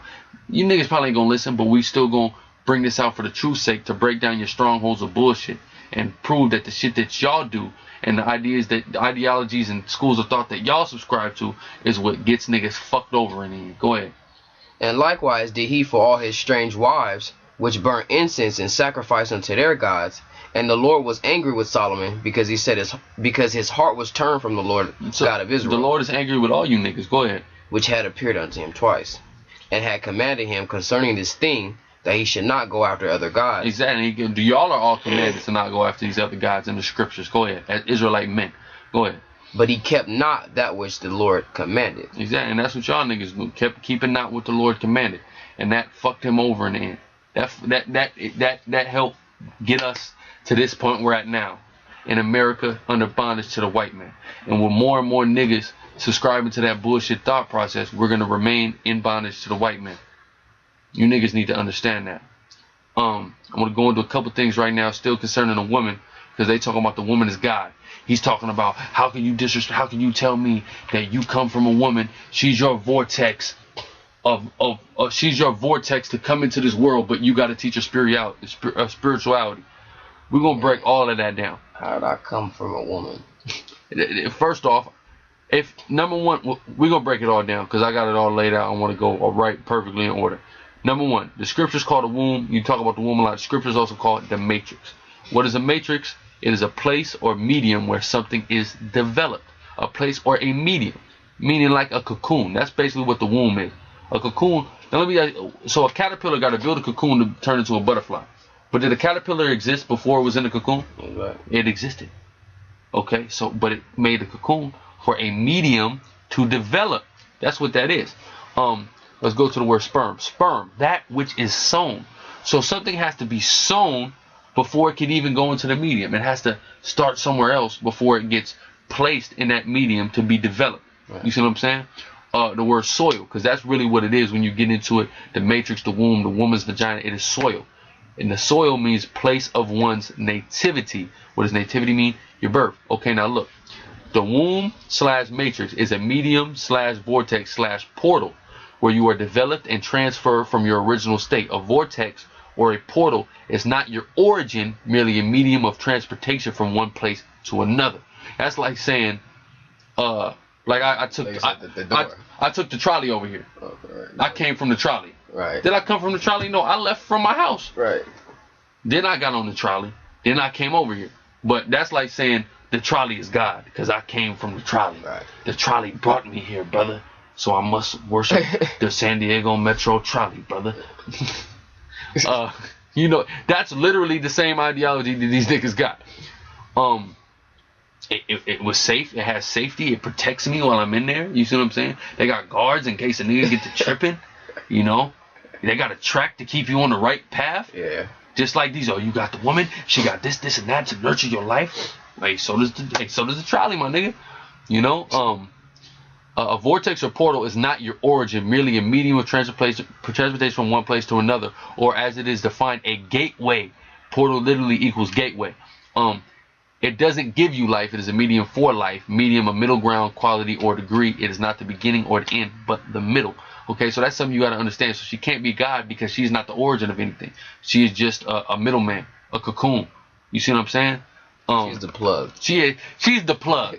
She's the plug. You know what I'm saying? She the nigga you meet at the dock. She not the nigga who owns the plantation where the coke is cut at. Right. Okay, put it like that. So for niggas to understand. Okay, just wanted to break that down real quick. Well, all right, it's a lot. When you think about it, you know, she's the one manipulating everything. You know, well, in today's society, yeah, you know, she's dealing with the dude. She, you know, determines where she gonna keep the baby or have the baby. She determines where the baby goes and all this other shit. She's the plug. You know, she's just the plug, man. She's just the plug. You know, that's all it is. You know what I'm saying? That plug. You know, you gotta you know what I'm saying? You gotta plug in. You know what I'm saying? That plug gotta get plugged in, man. Right. You understand what I'm saying? That's right.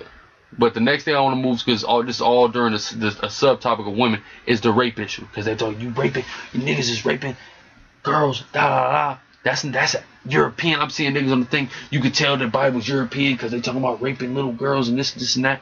Okay, well, let's deal with rape in Africa. Okay. This is via the Washington Post and the Guardian, which is, you know, two of the top papers both in the United States and Europe. In Eastern Congo, the prevalence and intensity of rape and other sexual violence is described as the worst in the world. So it's the worst in the world in Africa, rape. But I thought that's a European thing. That's not African. Africans don't rape. When you leave Africans alone, they naturally do the right thing. No. Fuck no. The Congo, white people are not in the Congo like they are in other parts of Africa, not like South Africa, not even like Kenya. You know, and this is the place where rape is the worst in the world. But I thought rape didn't happen in Africa. I thought this was exclusively European, right? Niggas are retarded. A 2010 study found that 22% of men and 30% of women in Eastern Congo reported conflict-related sexual violence. It is estimated that there are as many as 200,000 surviving rape victims living in the Democratic Republic of the Congo today. So this is the place where rape is the worst in the world. Now let's go to the place where rape is the most prevalent in the world, which is also in Africa, in Sudan, another place where white people are barely at in Africa. Okay, armed militias in Sudan's strife-torn Darfur region are continuing to rape women and girls with impunity. An expert from the United Nations Children's Agency said today on her return from a mission to the region. Pamela Schiffman, the UN's Children's Fund, or UNICEF, advisor on violence and sexual exploitation, said she heard dozens of harrowing accounts of sexual assaults, including numerous reports of gang rapes. When she visited internally displaced persons at one camp and another settlement in North Darfur last week, every woman or girl she spoke to had either endured sexual assault herself or knew someone who had been attacked. That's via the UN News Center. So Africa is a place where rape is the worst in the world and most prevalent in the world. You see what I'm saying? But y'all are condemning rape, but y'all are big up Africa, Mama Africa. This is the place where rape is the worst. This is crazy. This is the place where all these religious origins come from, get you condemned. You see what I'm saying? Niggas don't make a lick of sense, man. Motherfuckers eating their babies. Oh yeah, don't wait forget motherfuckers eating their babies over there. But I thought this didn't happen in Africa. I thought Africa was exempt from this, and we're Africans, and this is your black natural divinity. This is bullshit, is what it is, man. Okay? Now we're going to get on the age. Oh, real quick, get Deuteronomy 22 real quick. And we're going to go to the law on that. Because look how the Africans are gang raping bitches. Africans savagely. They're raping men. All kind of sick shit. Let's deal with what the scriptures speak about on how that whole order of business goes down, man. Okay? And y'all need to stop being emotional, because that's your problem. Y'all under that spirit of the black woman is God, and you niggas is fucking emotional, man. Okay, that's what it is. You niggas is you letting your emotions and the so-called white man's ideology and sense of morality infiltrate your fucking mind, man. Okay, that's what it is. You niggas is sick with the white man's doctrine, and you don't even know it, man. All right, go ahead. This is Deuteronomy chapter 22, verse 28. If a man find a damsel that is a virgin, meaning she is a young woman. She has had her period. She is of marriageable age, yet does not have a husband or does not promise to any man. Go ahead. Which is not betrothed. Right, not betrothed. She's not promising nobody. Go ahead. And lay hold on her. You snatch her up, right? Go ahead. And lie with her. And lie with her and have sex with the woman. Go ahead. And they be found. Then the man that lay with her shall give unto the damsel's father 50 shekels of silver. And then politely want to say that's prostitution. That's not prostitution. In the ancient world, in pretty much all cultures, there's always something called a dowry, where you pay when you take a woman a wife, you give her father a piece of change. It's like a gift to him. It's a dowry. You understand what I'm saying? What are you gonna say though? Why didn't they give it to the mother if she's God? Oh yeah, that's true. She's the black woman God. You gotta pay the mom. Yeah. She came out of her womb, brother. She came out of her womb. That's her fruit. So you know what I mean? What? So the pops is getting paid. This is a business he's running. You know, that's what he would say. You know what I mean? He says prostitution. It's a business. See, he gonna have the woman birth the child. Then he gets the money for the child. See, come on, man. No, she's not God. All right, she's not God. Because again, and I did the lesson, and I'm gonna plug that. I'm gonna get some excerpts from that lesson I did when I goddess, basically on how the word goddess isn't even a real word. You know what I'm saying? It's non-existent, because a woman is not a power.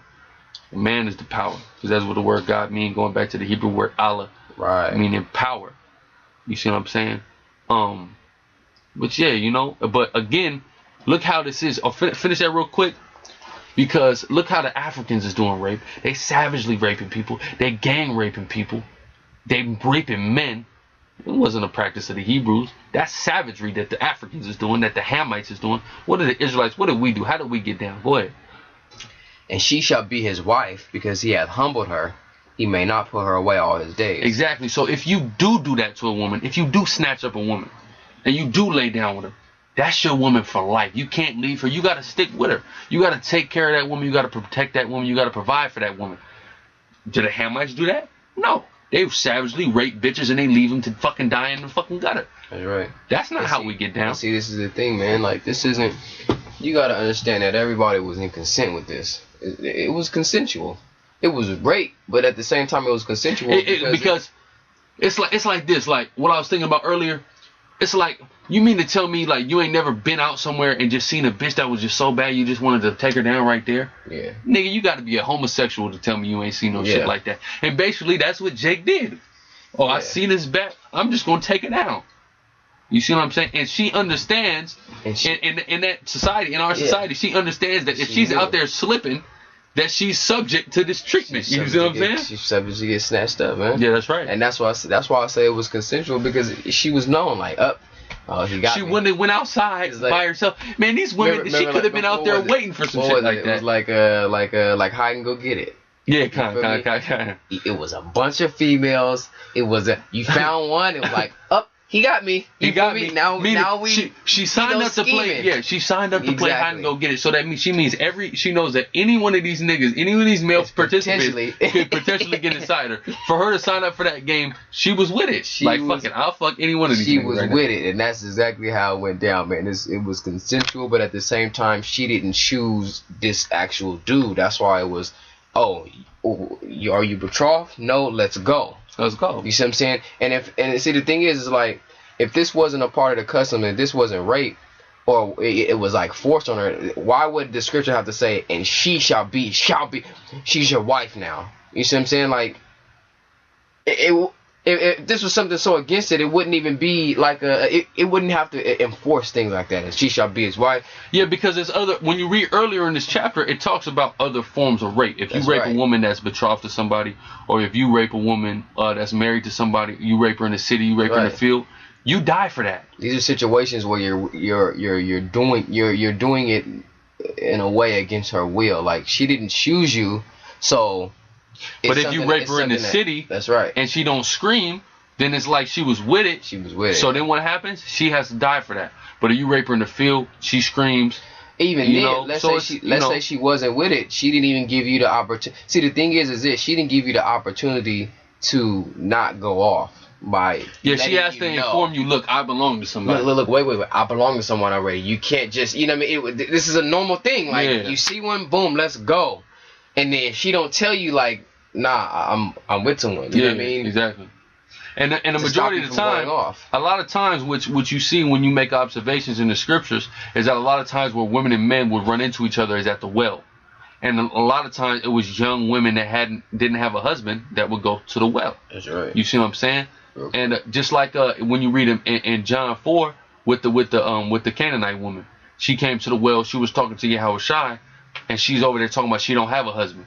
But Yahushua said, you have five husbands, and the one you have now ain't your husband. You see what I'm saying? But she's at the well talking about she ain't got a man. Because the well is where a bitch go who ain't got a man, who's a virgin, who is not betrothed, who may be hoping to run into a nigga. This is the reason why the women that would have to say something. This is Ezekiel 3:18. When I say unto the wicked, thou shalt surely die. If you commit adultery against another man, you gotta die. You gotta die. And thou givest him not warning, nor speakest to warn the wicked from his wicked way, with him about to commit adultery, to save his life, the same wicked man shall die in his iniquity, but his blood will I require at thine hand. And what? If the bitch didn't say nothing, then the man would die. Then they both would die if she didn't say nothing. They both would die because he committed adultery. And she didn't say nothing, so they both would die. They both got to go down for that. The scriptures go with each other, man. They all formulate and they all connect, man. They percolate. They all percolate. You know what I mean? And that's a cold cut right there. She didn't try to warn him from his wicked way, so the blood was on her hands and she gotta die. Yeah, that's right. But if she informed him, then hey, it's you know what I'm saying? If she did her part in letting him know, look, nigga, you're doing something wicked right now, and now I'm gonna get to screaming and I'm gonna try to let somebody know that something wicked is going down, then he just dies. But if she don't do nothing, then they both gotta go. You see what I'm saying? So it's like, again, like she was with it. So that's really what it is. You know what I'm saying? We lived in a place, in a beautiful society where if you seen a woman, you ain't have to play no fucking bullshit game. Try to spit some game to her, see if she get down with it, get her number, text her for a week, finally get a date.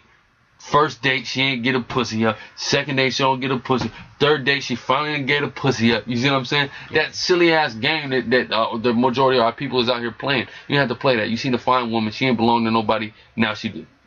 Simple as that. You see what I'm saying? Which is good. Yeah. It takes the woman and puts her in a proper perspective below the man. And then people say we're so chauvinistic. We're not. We come off as chauvinistic when women are trying to place themselves on or above our level. Then we're going to appear chauvinistic because we have to now overexert our energy into putting you back into your level. If you're on your level to begin with, we're not going to be chauvinistic. There's no reason for us to be rude to a woman who's in order.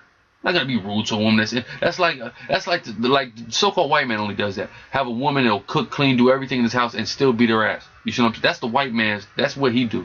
That's not what we do. You see what I'm saying? for a Jake to go upside his woman head, she got to be doing some wild shit, man, to where a nigga just can't take it no more. Right. You see what I'm saying?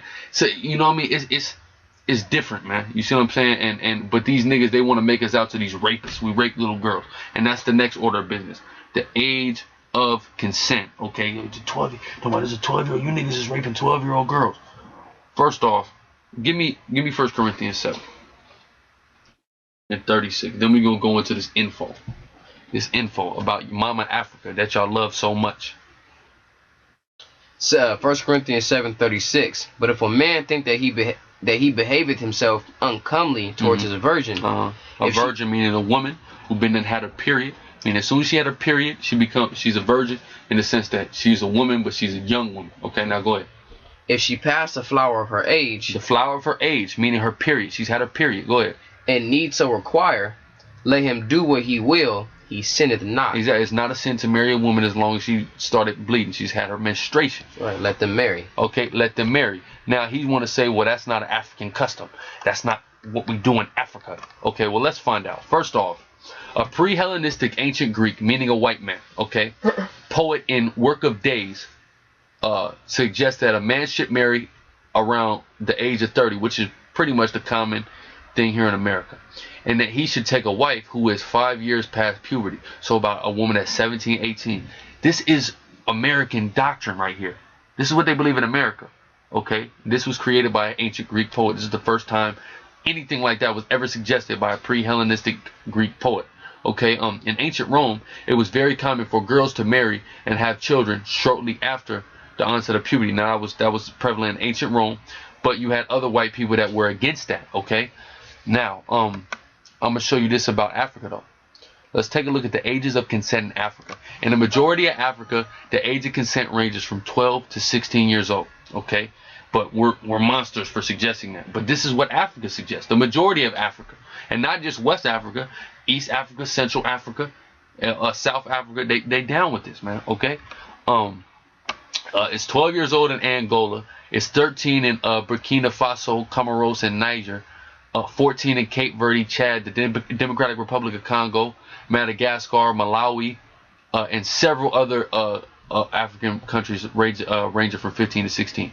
Now, Ethiopian law is 18, yet not enforced commonly, and it is also common for girls as young as 9 to marry there. So this is what they're doing in Africa. They're fucking 12, 13, 14-year-old girls. They're fucking 9-year-old girls in Africa.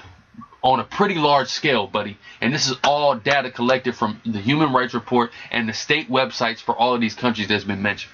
Okay? So, you gonna say it's bullshit? This is what they're doing in Africa. Yet y'all talking about this, oh, we don't do this in Africa. It's not how Africans get down. That's wicked European bullshit. No, nigga, that's African shit, okay? For your goddamn information, man. Okay? And let's take a look. Let's take a look at when this whole ideology came for this to raise the age of consent, because these ages of consent ranging from 12 to 16 have been common for thousands of years. Let's see when this came to upper that age. Reformers in the U.S. initiated their own campaign, which petitioned legislatures to raise legal minimum age to at least 16, with the ultimate goal to raise the age to 17, which the initial school of thought on that was incepted by the so-called white man, an ancient Greek poet from back in the day. The campaign was successful, with almost all states raising the minimum age to 16 to 18 years by 1920. And that was via the University of Sydney and the Women's History website. Now, the two main people was Aaron M. Powell and Joseph E. Butler that ushered in this school of thought. And I'm going to give you the pictures on these devils of Josephine. There's no picture on Aaron M. Powell.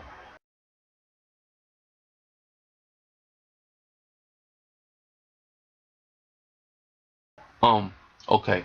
The reformers that did this were inspired by books such as The Moral Elevation of Girls, which is what you niggas are trying to do, morally elevate girls, which you got from the white people, okay, and Protection of Girlhood by Aaron M. Powell, and The Double Standard of Morality by Josephine E. Butler.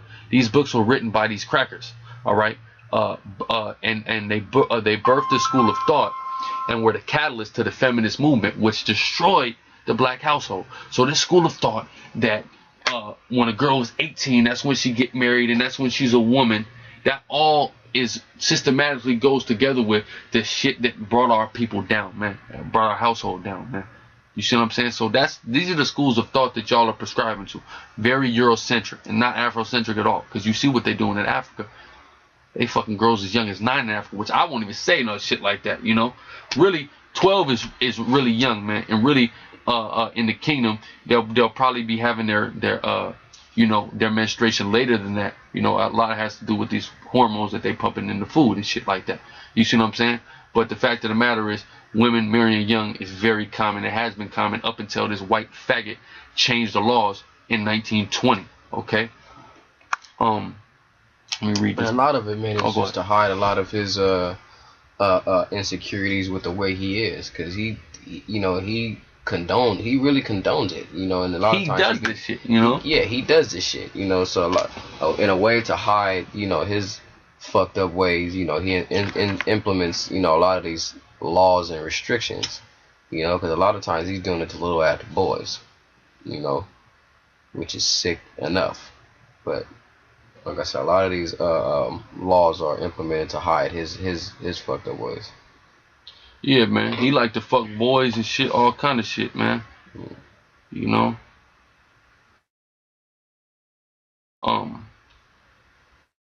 Because when you think about it, he's the one that came up, you know, well, I ain't gonna say he's the one that came up, but he's the one, you know, or he's one of the ones that are out here, you know, fucking the little girls before they even reach their menstrual cycle, so that, you know, so that they don't get pregnant.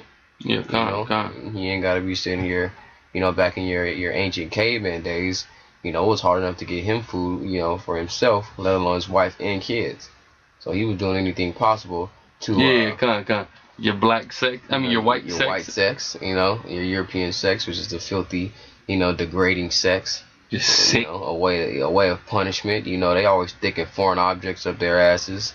What's the motherfucker that put the gerbil in his ass? I forget the motherfucking name. Yeah. His face is popping up. Richard Gere. Yeah. Richard fucking Gere. Putting the fucking gerbil in his ass, sticking brooms in them motherfuckers' asses and shit. You know, billy clubs, doing gay shit like that. You know, any way to just, you know, degrade somebody. That's the reason why people have sex. That's why anytime you see like a sex scene in a movie, man, it's always just some real roughhousing ass shit. You know, it's never, you know, sensual. It's never seductive. It's just always just rough and you know, a way to bring somebody's self-esteem and morality down. You know, but you know, the caveman days, he couldn't feed himself, so you know, why would I want to, you know, do something that's gonna put me in a position where I gotta feed it extra mouth? You know. Yeah, Then comes your butt sex, and then comes your, you know, all type of other, you know, substitutes. Just weird shit. Yeah, all your substitutes. Your bizarre shit. Yeah. And as Esau, and the one thing we were saying on Sunday, man, where your testicular cancer and shit like that comes from, because that's where Esau comes in, you know, where he's doing all types of fucked up shit to his nuts, you know, so to where he can't even reproduce anymore. You know, I'm just gonna do some fucked up shit. You got your what is that? Your what is it? When a nigga gets his shit tied or snipped. Oh yeah, tubes tied and shit. Was it a vasectomy? Oh yeah, vasectomy. Yeah, vasectomy. You know, shit like that. That's all Esau's doing, man. Yeah, man. That's and the white man is sick. And the thing is, the Bible teaches against all of this shit. But when you go into your African cultures, they're with this shit. You see what I'm saying? They're doing all kind of weird shit. These goddamn Africans, man. They're all on one accord, man. There's just anything that goes against the scripture and goes against the Most High, they're with. You know, and that's their common ground. That's where they can team up, really. You know, go against us. They love it. They love it. Yeah, they definitely love it, man. Okay, so what's the next order? Okay, oh yeah, I want to bring this article out about the feminists and how these ideologies by these feminists of raising the age and all that bullshit all contributed to the downfall and the destruction of the black household. Real quick. One thing I was saying on Sunday too, we kind of just touched on this, is that raising the age, man, it gives females that opportunity to get, you know, further education, further indoctrinated. You know, they get to do a lot of things that they wouldn't have been able to do. You know, which in the, you know, the common cases when girls get pregnant at 15, 16, you know, while they're in high school, they're more of the dumb ones. You know, the majority of the time. And you know, with raising his age, you know, of being able to marry, you know, you're giving women the opportunity to learn more, and then you thus giving them more power and more, you know, sense of independence, and thinking that they don't need a man. Yeah, exactly, man. Getting them indoctrinated, and that's part of the reason why, you know, it was set up in them ancient cultures to get the girls young, so you can mold them into the woman that you basically that you want them to be, and that the woman that's going to, you know, function best with you. That's right. And you know, be productive in raising I about to children say, you raise them. like that. You know, it's in a sense you raise them, man. Yeah, kind of. You know, and they become your responsibility, and you know they good, and they, like you said, you mold them. And now it's funny, man, how back in the day you would you know find a woman that you can mold. Nowadays women are trying to find a man that they can mold. Yeah, man, because the niggas like you who tell them that they God, man. Yeah. Oh, like a woman got, but see, that's all the white man perpetuates this shit, like, but you niggas perpetuate it, but you in the same breath condemn the white man. Yet, yo, you and the white man got the same fucking agenda. You see what I'm saying? Like, it's bullshit, man. It's bullshit. Your agenda is to sell out your people, fuck your people over for a couple of bucks, man. That's it. A black woman is God. That's crazy. and just the thought of it is insane. Okay, the woman is unstable. You know, we don't even get there. We're gonna finish this up, and we could, you know, we go in on that too, man. You know, we can go in. But when feminists first set their minds toward the destruction of the family, they focused their attacks on the most vulnerable segment of American society, African Americans. Eleanor Roosevelt, notorious feminist icon, put a great deal of effort into creating the social programs that ultimately eroded the black family as early as the 1940s. But the killing blow was the multifocal welfare programs put in place during the Johnson administration. Rather than focus on keeping black men employed and able to provide for their families, Johnson passed the Civil Rights Act with full affirmative action for women. White women benefited from affirmative action more than anyone, and created a welfare system that rewarded women for illegitimate births and single motherhood. As black men were cast off rootless, America's remedy was to build enormous incarceration industry. Today, the primary form of welfare for black men in the United States is the criminal justice system. So basically, these books that were written that were early feminist books, namely by Josephine Butler and Aaron M. Powell, were books that did a lot for the feminist movement. The first act of the feminist movement was raising the age of consent. So that was all the catalyst into bringing us down in this whole feminist movement, destroying our households and this welfare system and things of that nature. You understand what I'm saying? So when you have that ideology that women would, until they this age, they 18 years old, they're not supposed to marry. When you have a mindset like that, what happens is you had the same mindset of this white man before he fucked our family structure over. So you setting our families up for failure, yet you claim to but you're claiming to have love for our people and have our people's best interests in mind. Bullshit. Yeah. I'm gonna finish the article though. Another thing that I was that I had looked up and I was reading is that the feminist movement was really for white people. Yeah. You know, it was really for whites, white women, you know, to be able to work and, you know, welfare, all that shit, was all set up for white people. Because when you think about it, the feminist movement didn't bring anybody together. It didn't bring no type of races together. That brought took that divorce rate, exactly, and it shot that separated everything, man. Exactly. Even further. You know, with the welfare, things like that, it gives and these niggas are feminists. Yeah, it gives women what, you know, the thought in their head that they can go and really survive and, you know, without their man, because if the man's the primary breadwinner, the God, you know, now you know what, I can leave you, I can go get on welfare, I can go and, you know, get some schooling, and then I can get a job. And that's what all black women is doing, man. My last girl, what was she doing? She had 2 kids by a nigga. She had that nigga on child support. Yep. She was doing a little school thing, getting a little welfare, getting a little loans and shit like that. Why? Because the white man set it up to where she could live cushy and get drunk every night, you see what I'm saying, and not really do shit. You see what I'm saying?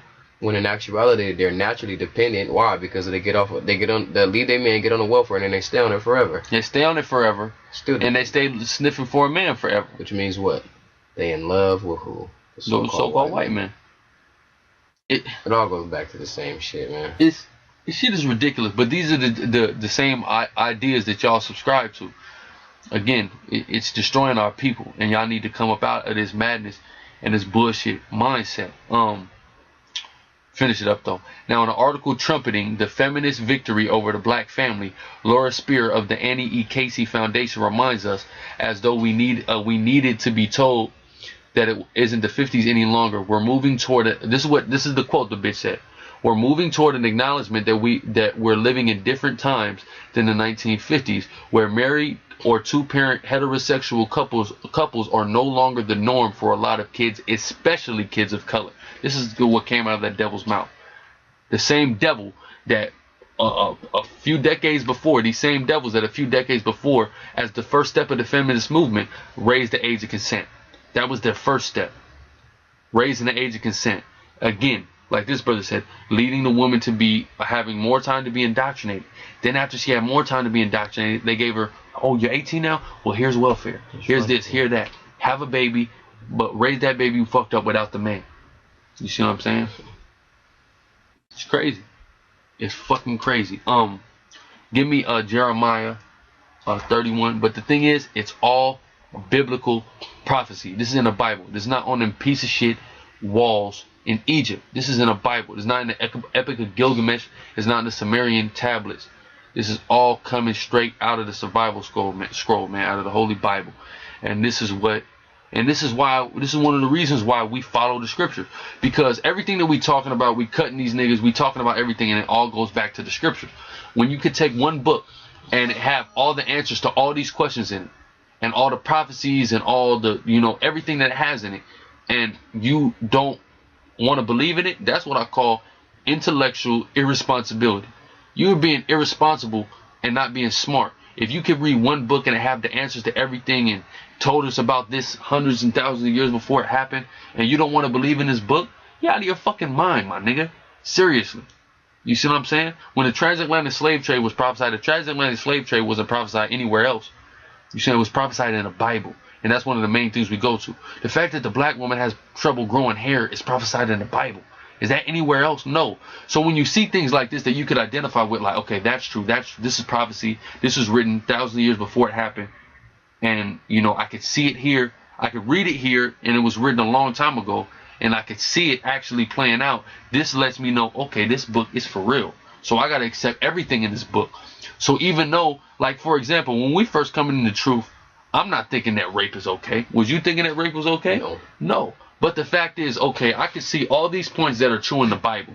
And what I now have to do is stop being so damn selfish and saying, okay, if all this shit is true about the Bible, then I gotta take the good with the bad. The shit that I don't like about it, I gotta take with the shit I do like about it. You see what I'm saying? Like, some niggas was into tattoos, right? You know what I'm saying? Now, you like the fact, okay, the black man and the Hispanic man were chosen. So-called white man's the devil. Okay, I'm with all that, but damn, I can't get no tattoos. You can't sit here and be so selfish to say, well, look, I'm only going to be with part of that, or I'm going to say, fuck that shit, because there's one thing about it I don't like. You got to accept all of it for what it is, because it's truth, okay? And it's for your own good that you accept it, man. So when you see things that you might not sit well with you at first, like rape, or like a woman is eligible for marriage as soon as she has her period, first off, you don't have to rape nobody, man, okay? You don't have to date no young woman. You know what I'm saying? But the fact is that it's all right to do that there's nothing wrong with doing it. That's the whole thing about it. You see what I'm saying? They act like we say, yeah, if a woman has a period, she's eligible to date, meaning you got to go marry a girl as soon as she got her first period. No, that's not what the fuck it means, man. You see what I'm saying? But man, rape is, you guys have a different concept. Yeah, and we're not not like degrading, Not no times in the scriptures, like a lot of the rape. If we go look up rape cases right now, the bitch got her ass whooped. He done slit the bitch's throat. He done fucked her in the ass. He done, really, like the brother said, degraded this. Socked her all up. Rape meaning she didn't have a choice. She didn't have a choice to say, nigga, you're ugly. Fuck no, I'm not gonna fuck with you. This like, bitch, choice that the white man gave. Yeah, bitch, you ain't got no fucking choice. I'm your man now, and you shut up. That's it. We together until I drop dead, man. It ain't even rape. It's more bossing up on a bitch. Yeah, really. It's more just snatching her up, okay. Instead of sitting there and rapping to her. Yeah. See, just like when Samson wanted his wife before Delilah. He didn't sit there and go, oh, I seen her, I'm gonna go rap to her. Hey. He didn't snatch her up though because we was under the subject of the Philistine. So, you know, that probably wasn't permissible. He told his parents, hey, you go tell her parents, let's make that happen. And that happened. Her parents didn't have no objection. Ain't that funny though? You know, and really with the so-called Negroes today, man, that's really you can tell the spirit is on them still. Yeah, kind of. Cause a lot of times we're Israelites, man. Yeah, a lot of times you'll sit there, man. You want to get at a girl, and she with her mom. You go talk to her mom. That's true. You go holler at her I mom. used to have that same mindset. Hey, if man. I can knock your mom, you know, she's gonna sit. I'm sold. You know, she's gonna make sure we get together. Exactly. You know. Exactly. You get that mom. That's how it was, man. That's how it was with me. Or you might tell your boy, you know, the same thing, like, hey, that's your girl. Hey, well, tell her talk to her homegirl for me. You know what I'm saying? And then how many arranged marriages have happened in our community? How many times did you with your boy and his girl come in? Okay, bring a homegirl, and then the homegirl just like. She might not at first even like the nigga, but then she's like, fuck it, I'm just gonna fuck with the nigga. You know what I'm saying? They cool. This is the same shit we was doing in the ancient days, man. That's exactly how it is. You know, it's set up. It's all an arranged marriage. It's all arranged. You know? Like you say, you might not even like, or my boy, the bitch that my boy is fucking with will vouch for me. Yeah. You know. Hey, he's cool. You feel me? He be getting bitches. Like, hey, he dressed nice. You'll like him.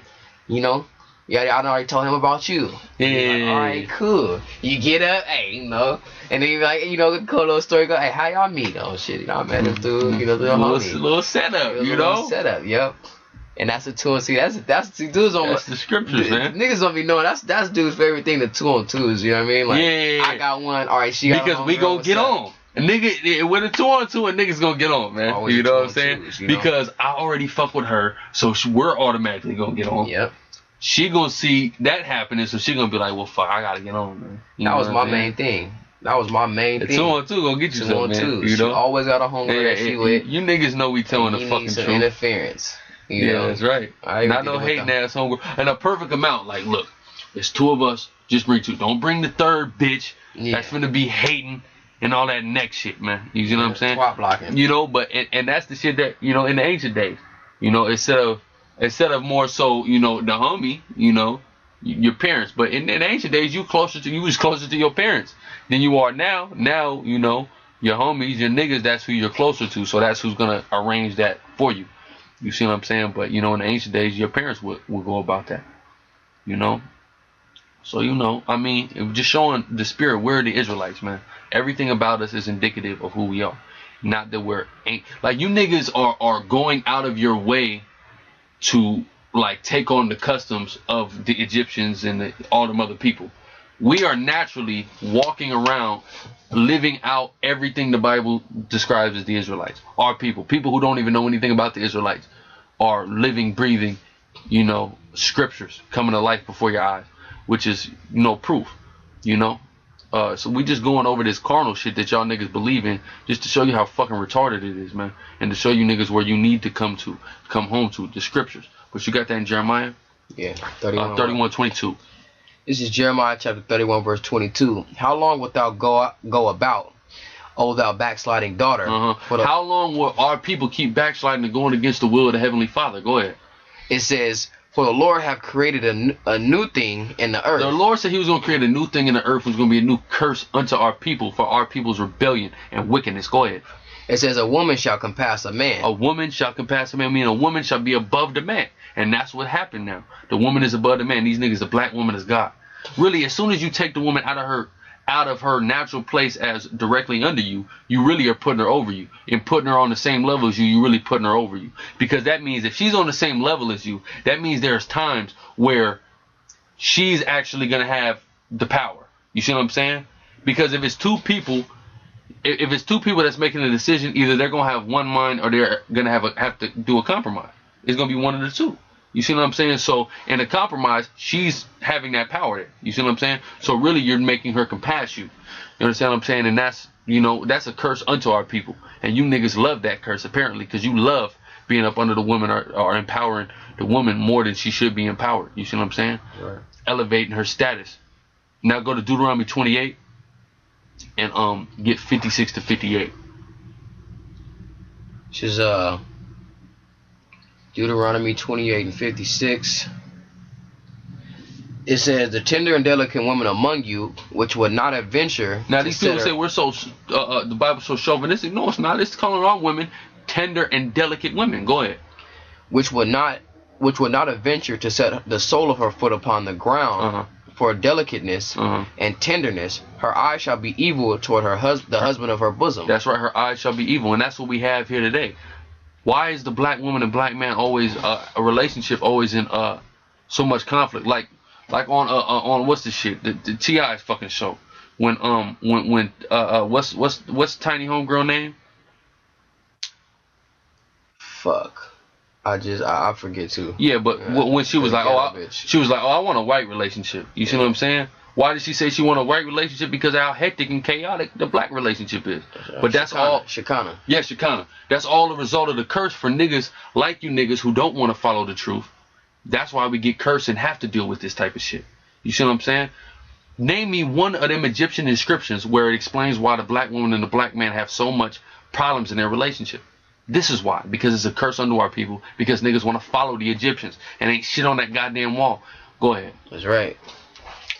It says, and toward her son, and toward her daughter. And toward her children. Because the black woman has a fucked up attitude toward her children. Go ahead. And toward her young one that cometh out from between her feet. Go ahead. And toward her children which she shall bear, for she shall eat them from the one. She shall eat them for one of all things. That's right. Well, that word "eat" there is not talking about actually physically eating. It's talking about devouring them, man. Meaning basically selling their ass out for her wants and needs. You understand what I'm saying? Putting bills in his name. Shit like that. You see what I'm saying? Go ahead. Is that it on 58? Nah, and one of all things, secretly in the siege and straightness, wherewith thine enemy shall distress thee in the gates. Okay, and that's dealing with, also eating them. You see what I'm saying? Actually eating them like the woman did in the Book of Kings. And then the siege that happened in Jerusalem going back to 70 AD, it also happened. So it's, again, that's curses to us. Why are we getting cursed? For following the ways of these other people. For doing what you niggas do. So don't ask why did God do this to the Israelites? Because niggas like you. That's why the Israelites are still fucked up. Because niggas like you were still following bullshit and not getting right. So we still gonna have to deal with this bullshit. You see what I'm saying? And get Genesis 25 and 28. Because I'm gonna show you again more proof that you niggas is Israelites. Okay, with this whole woman, you niggas is all uplifting a woman. You niggas is in a mama's boy spirit, and so was our forefathers. Go ahead. Genesis chapter 25 verse 28. And Isaac loved Esau because he did eat the venison, but Rebekah loved Jacob. So Rebekah loved Jacob. So Jacob, whose name was changed to Israel, was a mama's boy, man. And all you niggas are mama's boy. That's why you uplifting your mother, mother.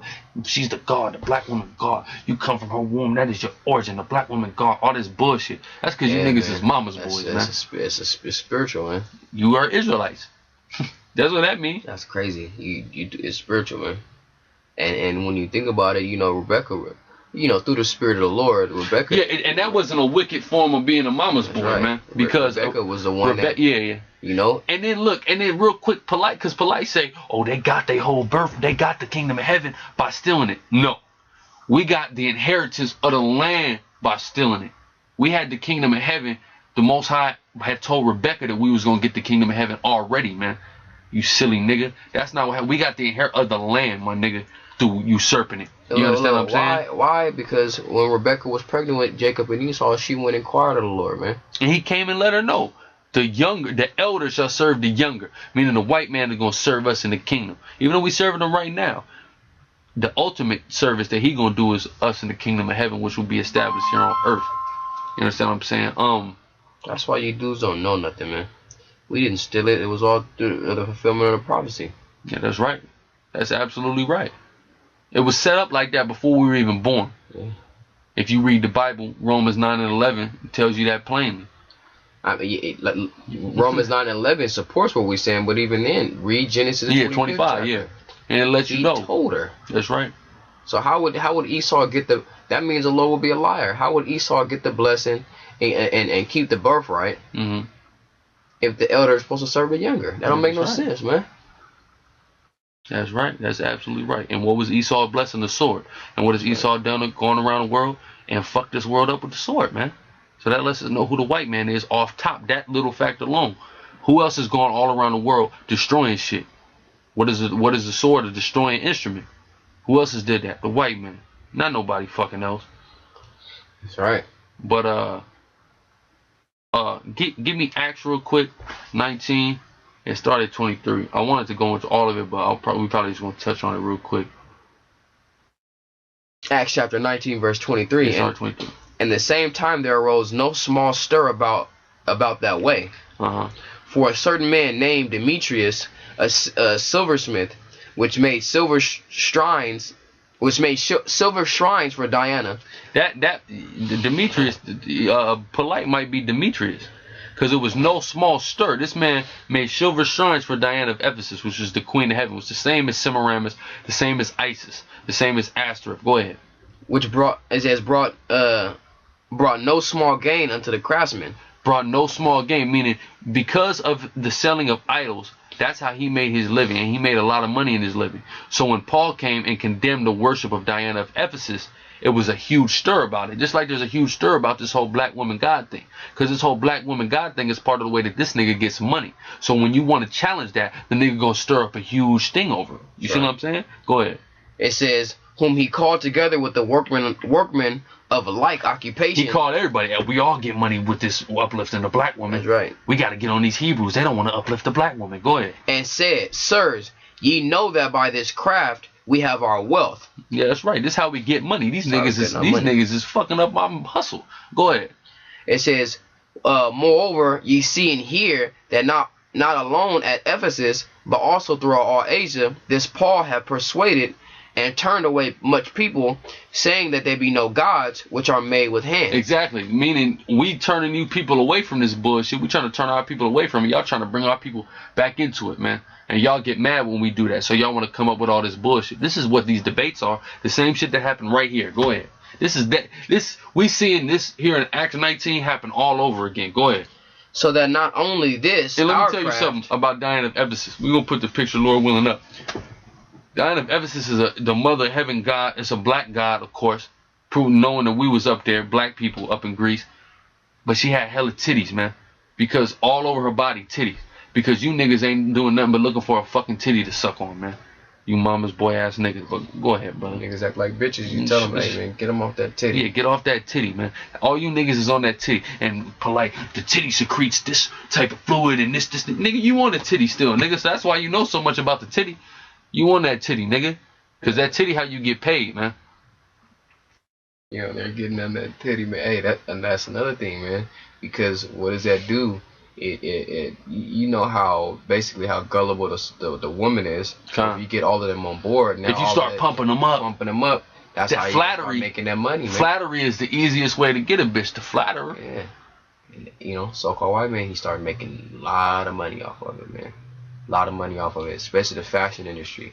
Oh man, you know, this shit is gonna give you more confidence, it's gonna make you look more sexy, it's gonna make you look more, you know, more beautiful.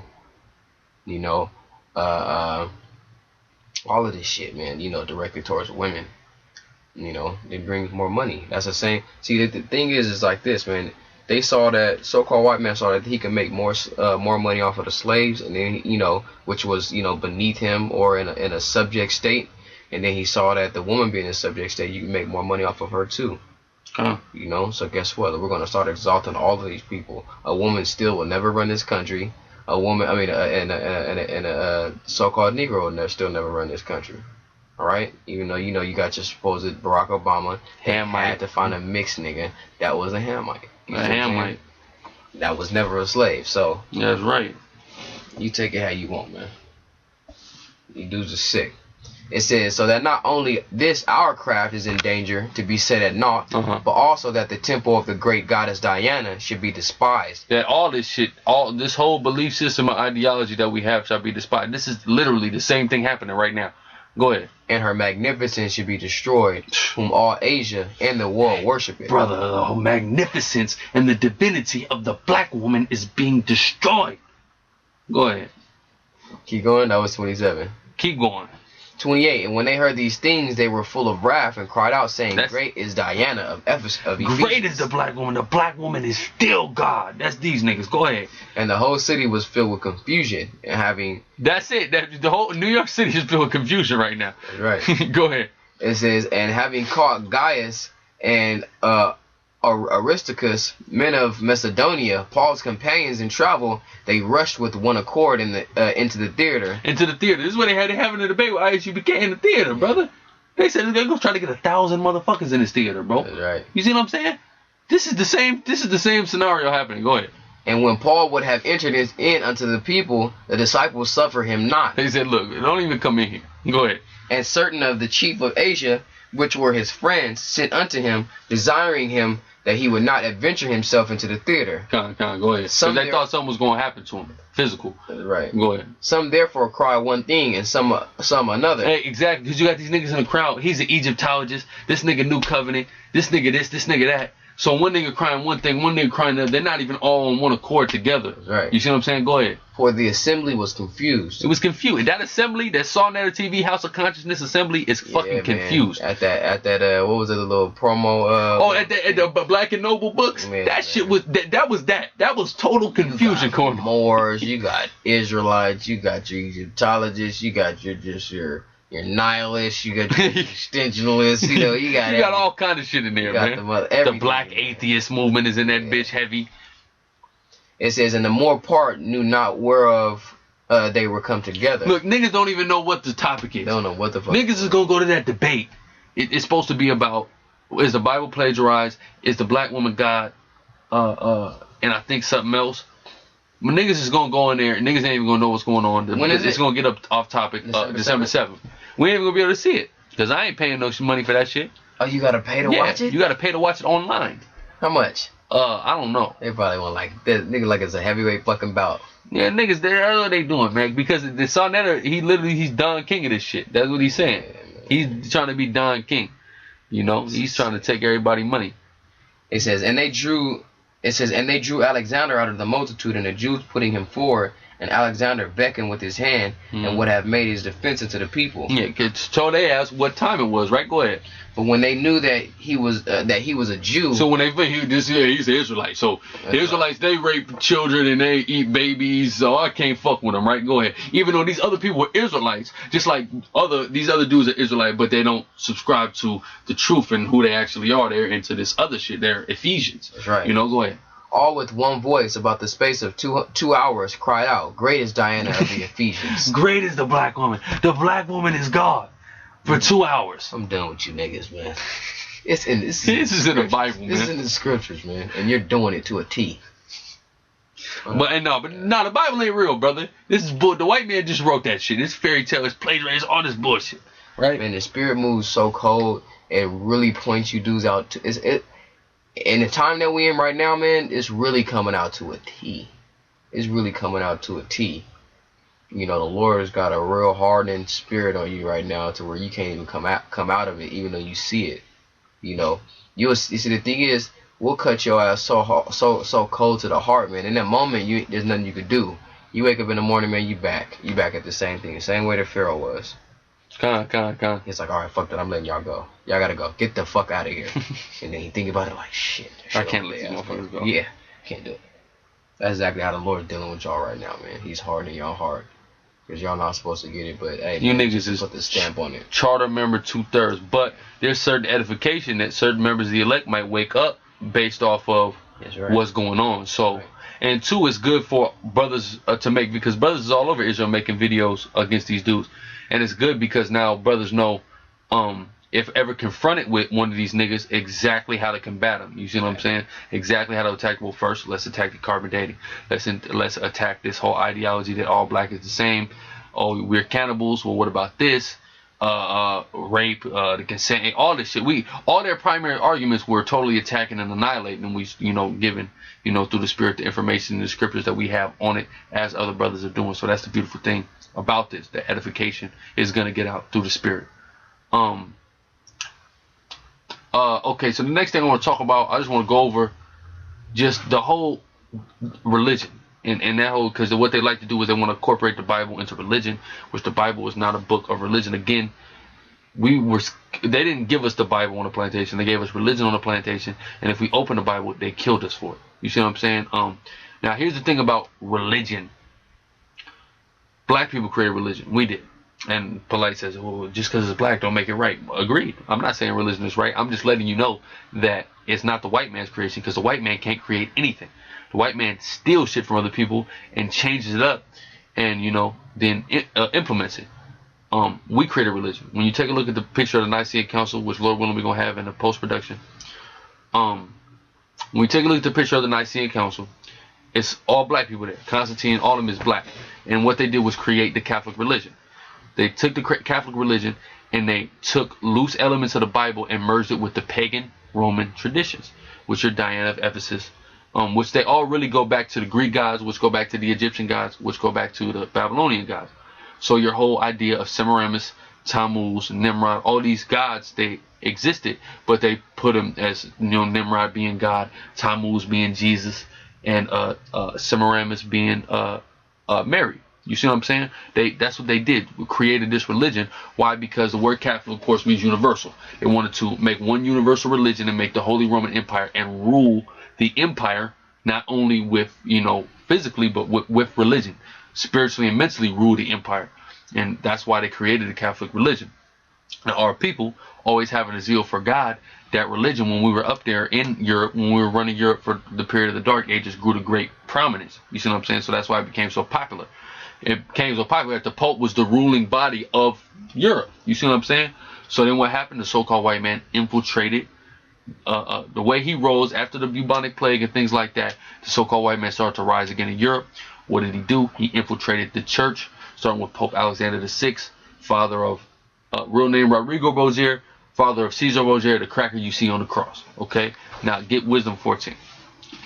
Because I'm going to show you in the scripture how it was prophecy that this so-called white man was going to infiltrate the church and was going to be turned into an idol.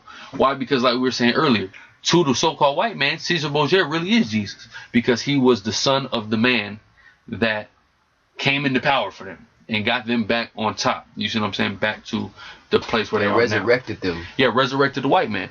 Back out of the caves. Here they come. Fresh out the frying pan into the fire, fresh out the cave, into the throne. That's how Esau went. 14 what? Start at the top? Started, what is it, like 4? Or was it like 16? Hold on, I'm going to tell you. Just in the process of time and ungodly custom. Yeah, right there. See that Wisdom of Solomon, chapter 14, verse 16. Thus in the process of time, an ungodly custom grown strong. Exactly. In the process of time, Catholicism, being an ungodly custom, grew strong. Right? Go ahead. Was kept as a law. It was kept as a law, okay? And the so-called white man infiltrated that system that we created and took advantage of it. Go ahead. It says, engraven images were worshipped by the commandments of kings. Exactly. Graven images were worshipped by the commandments of kings. We were worshiping graven images. But now the graven images worship is the picture of that white faggot, which people say is Jesus, but is really Caesar Borgia. Go ahead. It says, whom men could not honor in presence because they dwelt far off. Exactly. So they had a picture of him and they bowed down to that. Go ahead. They took counterfeits of his visage from far. Exactly. That Leonardo da Vinci and Michelangelo painted. Go ahead. And made an express image of a king whom they honored. Which is Caesar Borgia again. Go ahead. To the end that by this their forwardness they might flatter him with his absent flatter him that was absent as if he was present. Okay, go ahead. Also the singular diligence of the artificer did help to set forward the diligence of Da Vinci and Michelangelo when they painted it, right? Helped to set forth the ignorance of what? Go ahead. Set forward the ignorant to more superstition. To more superstition, which what religion is? It's superstition. And the ignorant, meaning the people who didn't know no better, were set forth to further superstition, which is mostly our people, but other people as well. Almost everybody on earth has been indoctrinated with it. Go ahead. For he, peradventure, willing to please one in authority, forced all his skill to make the resemblance of the best fashion. Leonardo da Vinci forced all his skill because he was ordered by Alexander VI, Pope of Rome, to do it. Go ahead. It says, and so the multitude, allured by the grace of the work, or everybody allured by this fucking white faggot, right? Go ahead. Took him now for a god, which a little before was but honored as a man. See, this is all prophecy. All biblical prophecy, how the white man rose back to power and forced people into worshiping him. Go ahead. And this was an occasion to deceive the world for men serving either calamity or tyranny. Okay, so it was all an illusion to control people. So so the Bible had nothing to do with religion. The Bible warned us about religion. The Bible told us where religion fucking came from, nigga. Go ahead. Did ascribe unto stones and to stocks the incommunicable name. And that means not just with Caesar Borgia, also the Kaaba stone with Allah, all that. Go ahead. Yeah, with Elijah Muhammad. Yeah. All these things that are turned into deities. Your Elijah Muhammad, your Far Muhammad, your Malachi Z. York. Go ahead. It says, moreover, this was not enough for them, that they erred in the knowledge of the Most High. This wasn't even enough, right? Go ahead. But whereas they lived in the great war of ignorance. Great war of ignorance, okay? And not just people that are in the church are in the great war of ignorance. You niggas is in a great war of ignorance that's so Afrocentric, which are really Eurocentric. Go ahead. It says, those so great plagues called they peace. Those so great plagues called they peace. They called it peace, but it was a great plague and a war of ignorance. You niggas think you're at peace. Niggas in Islam think they're at peace. Islam, it mean peace. But you at a great war of ignorance, my nigga, and think you're at peace. Go ahead. But while they slew their children in sacrifices, or used secret ceremonies, or made revelings of strange rites. Exactly. And you Nawubian, you New Covenant, you Yorkie followers, you polite niggas, you niggas do them strange rites and things like that. You might not necessarily sacrifice children, but you definitely do strange rites, because you niggas is into a masonry. And it's no secret. People are like, oh, Polights a Mason. It's no secret that followers of York are into masonry. They get into sacred masonry. They say Nimrod was a Mason, which he was. Or something like that, I guess. They say Solomon was a Mason, in the sense that he was a builder, yeah, but they take it into this whole thing. It's just crazy. You see what I'm saying? But they into that. But go ahead. To their strange rites. It says they keep neither lives nor marriages any longer undefiled. Mm-hmm. What they do in a religious system. Go ahead. It says, but either one slew another treacherously, or grieved him by adultery. Exactly. So is that that's 20. Oh yeah. But basically, this is talking about the whole religious system. You see what I'm saying? So again, the Bible condemns religion. The Bible and religion have nothing to do with one another. Religion is a counterfeit of the Bible. Go ahead, though. So that there reigned in all men without exception blood, manslaughter, theft, and dissimulation, and corruption. And that's what reigns in this whole world with this white man on top. That's right. Proving that these scriptures are true. Go ahead. And this is before a lot of shit happened. And a lot of this shit came to pass. That this was written. Go ahead. It says dissimulation, corruption, unfaithfulness, tumults, perjury, disquieting of good men, forgetfulness of good terms, defiling of souls, changing of mind, disorder in marriages, adultery, and shameless uncleanness. The thing that runs the world at this point. All these things come from this ungodly religion, okay, which again the Bible condemns.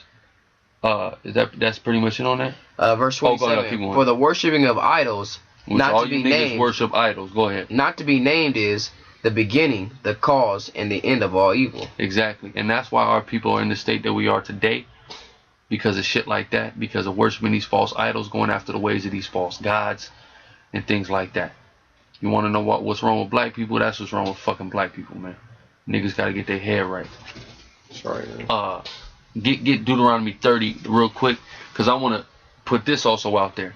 Now the thing is, they're gonna say, well, if the white man, well, again, the whole point of saying that the so-called white man rose to power by infiltrating the church is the reason why the church and religion was become so prominent, because they had the only way they could come back into power was by going into the church, and that was by our design.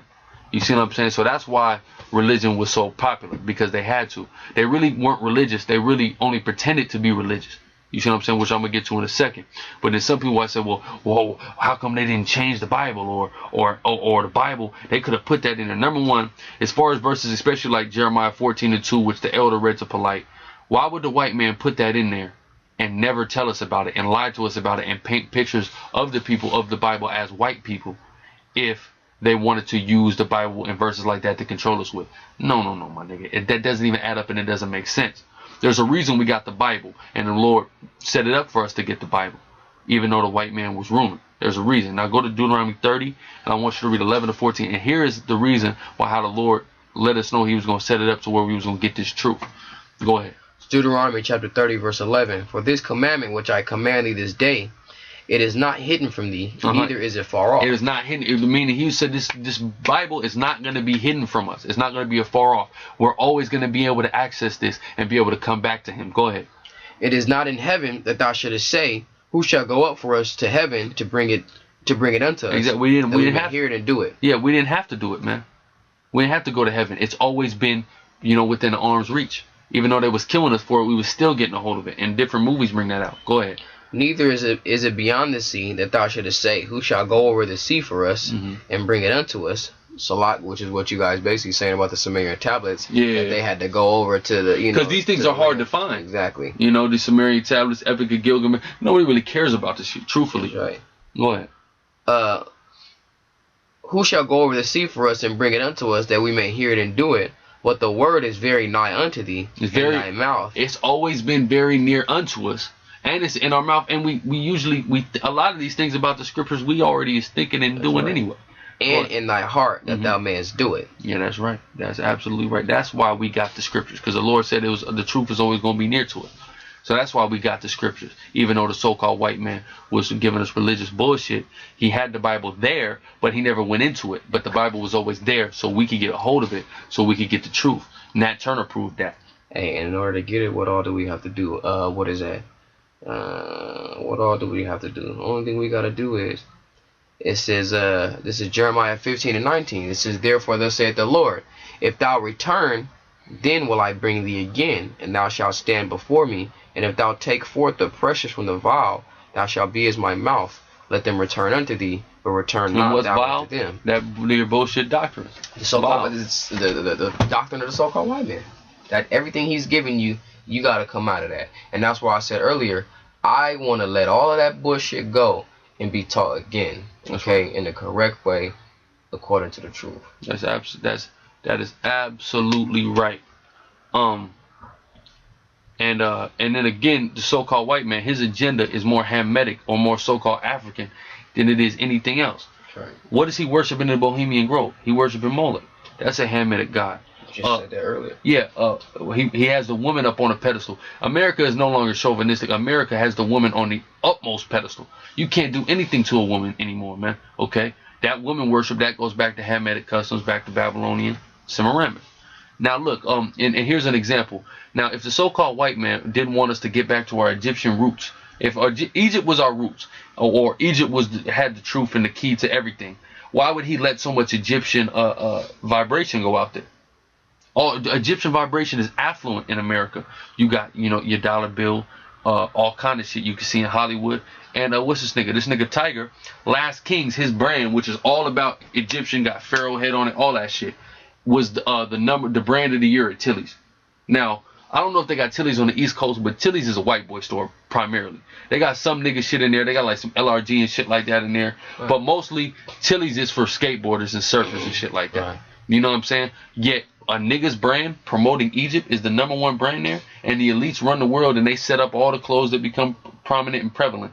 Yet they would allow an Egyptian vibration to go out like that, even though that's the key to our heritage. They would bury that shit if that's the truth. They wouldn't let no shit like that come out. But when a man like Lamar Odom wants to make a clothing line where the feature of the clothing line is a black image of who the world knows as Christ, they put him on tabloids and say he's a crackhead. You see what I'm saying? It's shit like that, like little shit like that, little observations that you can make that you can weed out the bullshit. Well, what is the white man allowing? What is he not allowing? He's allowing Egyptian vibrations. He's not allowing the black Jesus vibrations. Why is that? Because the so-called white man is adverse to the truth. He's always going to oppose the truth because he's the devil. So he's always going to oppose a black image of Christ, and he's always going to be with Egyptians being promoted. It's funny, man. I was talking to the dude last night, man, that does this black festival or this black, kind of thing every year for a weekend. He was telling me how he links up with these dudes from Senegal, and how Akon niggas. These some Akon niggas, which is Hamites, okay, and basically, they basically idolize America, and they got a store over in Senegal. They got 3 stores. They got a franchise, which is they call it the nigga store. And he was like, we gotta link it. We've been trying to link it with these dudes and let them know like that shit is not cool. Like, you know, you don't fucking do no shit like that. But it's like these niggas is dumb, man. That's some Hamites. They've never went through what we went through. That's how you know. You see what I'm saying? They call it the nigga store. They got a store called the nigga store. Called the nigga store. That's crazy. That's fucking crazy. Because they never had to go through the things that we went through, and they thinking that all black is one, and it's not. That's sure. Just like them Ugandans from the gym. Yeah. He said, I'm a real nigga. I'm from Africa. There's nothing real nigga about you. He idolized the white man. I'm talking about this nigga said if he was white, he would have 20 times the bitches he got. What type of nigga says some shit like that, man? If I was white, I would have more bitches. I don't know. I wouldn't even fathom some shit like that. You see what I'm saying? Like, and that's the ideology of the African man, of the Hamitic man. Yeah. It's not our people. Okay, get off that shit. And then real quick, as far as the elites and their religion, the white man doesn't even like. Again, he doesn't like the Bible. He doesn't even like the religion. Why doesn't he like it? Because we created it. It wasn't his, and he's been trying to find a way out of it. And Hitler proves that. And I'm gonna show you, with this excerpt, quote from Hitler. The peasant will be told what the Christian has destroyed for him. The whole of the secret knowledge of nature of the divine. See, this is the white man. See, but this is how Polite talk. Polite will say, well, the Bible destroyed that. Your divine nature. This is Hitler talking. Polite sounds like Adolf Hitler, man. Okay? Of the divine, the shapeless, the demonic. The peasant shall learn to hate the church on that basis. Gradually, he shall be taught that whilst the soul of the German people has been raped. He's just saying that, but of the black people. This is the same thing Polite is saying. Polite is the fucking black Hitler. Okay? Has been raped. We shall wash off the Christian veneer and bring out a religion peculiar to our race. This is exactly what Polite said. And I researched this, but I didn't even realize it till right now reading it. This is the exact same thing Polite is saying. Polite has Hitler's doctrine seeping through his pores. All he's done is change German to African. That's it. And that was an excerpt from Hitler's private conversations with his inner circle between 1941 and 1944, as recorded by Reichlitter Bormann himself, one of the Nazis' most avid anti-Christians. And Hitler was advised and set up by elites, namely Madame A. Bailey and Blavatsky, mentors of Aleister Crowley, key Illuminists. So this is an Illuminist agenda. So who are you down with? The Illuminists, the Illuminati, the white man, the devil that runs this world and keeps our people in slavery and suppressed from the truth. You know, and we gonna put that clip in, and we gonna put the clip in, Lord willing, on the back end on a post production of Adolf Hitler and the Nazi booklets that they had, proving that the Christian and the Judeo practices and religion all goes back to black people. He proves that, and he has pictures, all kind of shit, facts, and also that this whole DNA thing, because these niggas is all caught up on a DNA thing. We also gonna put in the excerpt showing that whole DNA test to track your origin is bullshit and it's impossible. And if you go back 20 generations, you got a fucking million grandparents, and you can only get information from 2 of them. So how is that accurate to track your origin? It's not. It's bullshit. So just wanted to let's get a few more scriptures though. Let's go to give me Numbers 14 and 4. Read 4 and then skip to 11. As Numbers chapter 14 verse 4, and they said one to another, let us make a captain and let us return into Egypt. See, and this is y'all niggas. We got up out of Egypt. Y'all want to make a captain and go into Egypt. Go ahead. Go back to Egypt. Go ahead. Go to 5 or go to 11? Go to 11. Verse 11. It says, and the Lord said unto Moses, how long will this people provoke me? And how long will it be ere they believe me? And this is what the Lord is thinking when you niggas is out there talking that shit on the corner. How long will you motherfuckers provoke me? How don't you realize? Like, it's how frustrating you think the Most High is with you dummies. Go ahead. It says, for all the signs which I have shown among them. And he's showing signs, and we showing these scriptures, how, and us reading these scriptures and bringing out this bullshit, we're showing signs right now through the spirit and the power of the Heavenly Father. And you niggas, a lot of you niggas, is just gonna go right over your head.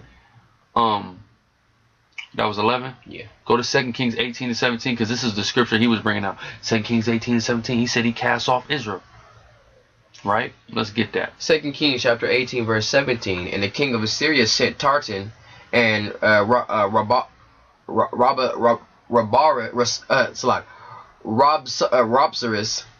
I couldn't say this, saying my life. Is that what I need? Tartan and Robsaris. With the great host of their name. It might be 17 and 8. Kind of 17 and 8. This is the main scripture he was barking when he first got around Israel. 2 Kings 17 and 8. And walked in the statutes of the heathen, whom the Lord cast out from before the children of Israel, and of the king of Israel, which they had made. And the children of Israel did secretly those things which were not right against the Lord their God. It's above that? I want the one where it says that they were cast off.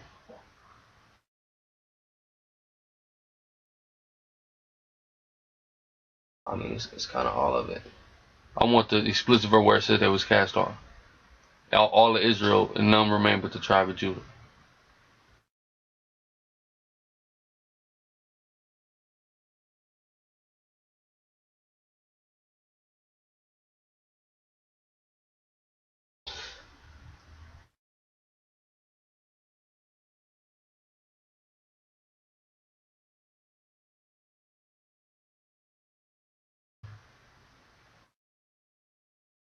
What, I will remove Judah out of my sight? No. As I have removed Israel? Before that. I think it's First King. It's the verse before that. It's First King? Yeah. First King 9 and 7. Then I cut off Israel out of the hand, out of the land which I have given them, and the house which I have followed for my name. No, that's not it. It's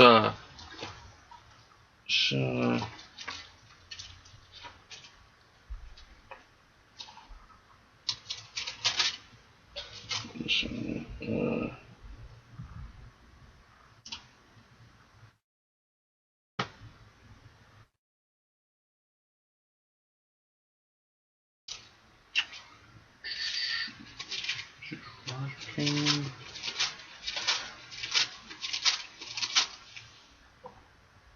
Not any First Kings. It is Second Kings. Oh,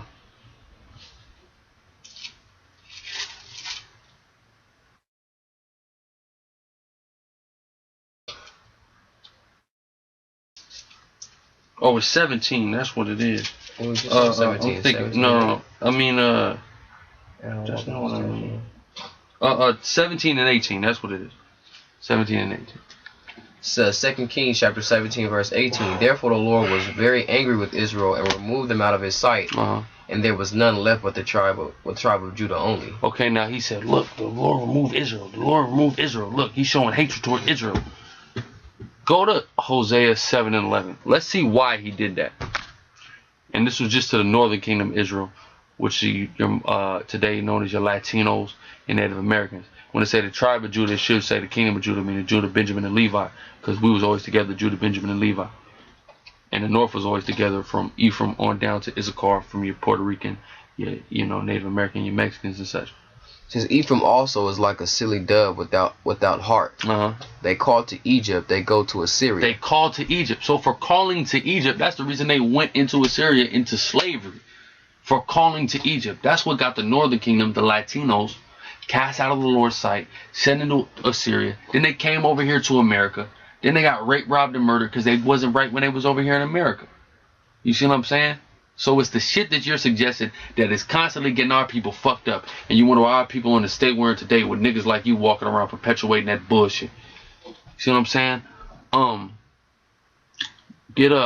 Go to 2 Kings 11 and 40. Or no, go to 11 and 31.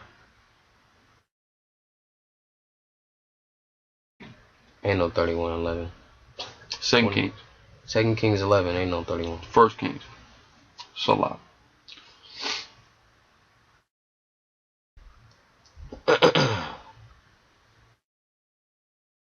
1 Kings 11:31. It says, and he said unto Jeroboam, take thee 10 pieces, for thus saith the Lord, the God of Israel, behold, I will rend the kingdom out of the hand of Solomon, and I will give 10 tribes to thee. What is that? What is that? 1 Kings 11:31. That's 31. Read the 33. It says, but he. So he said, this is the Lord prophesying the kingdom being split, our nation being split into 2 kingdoms.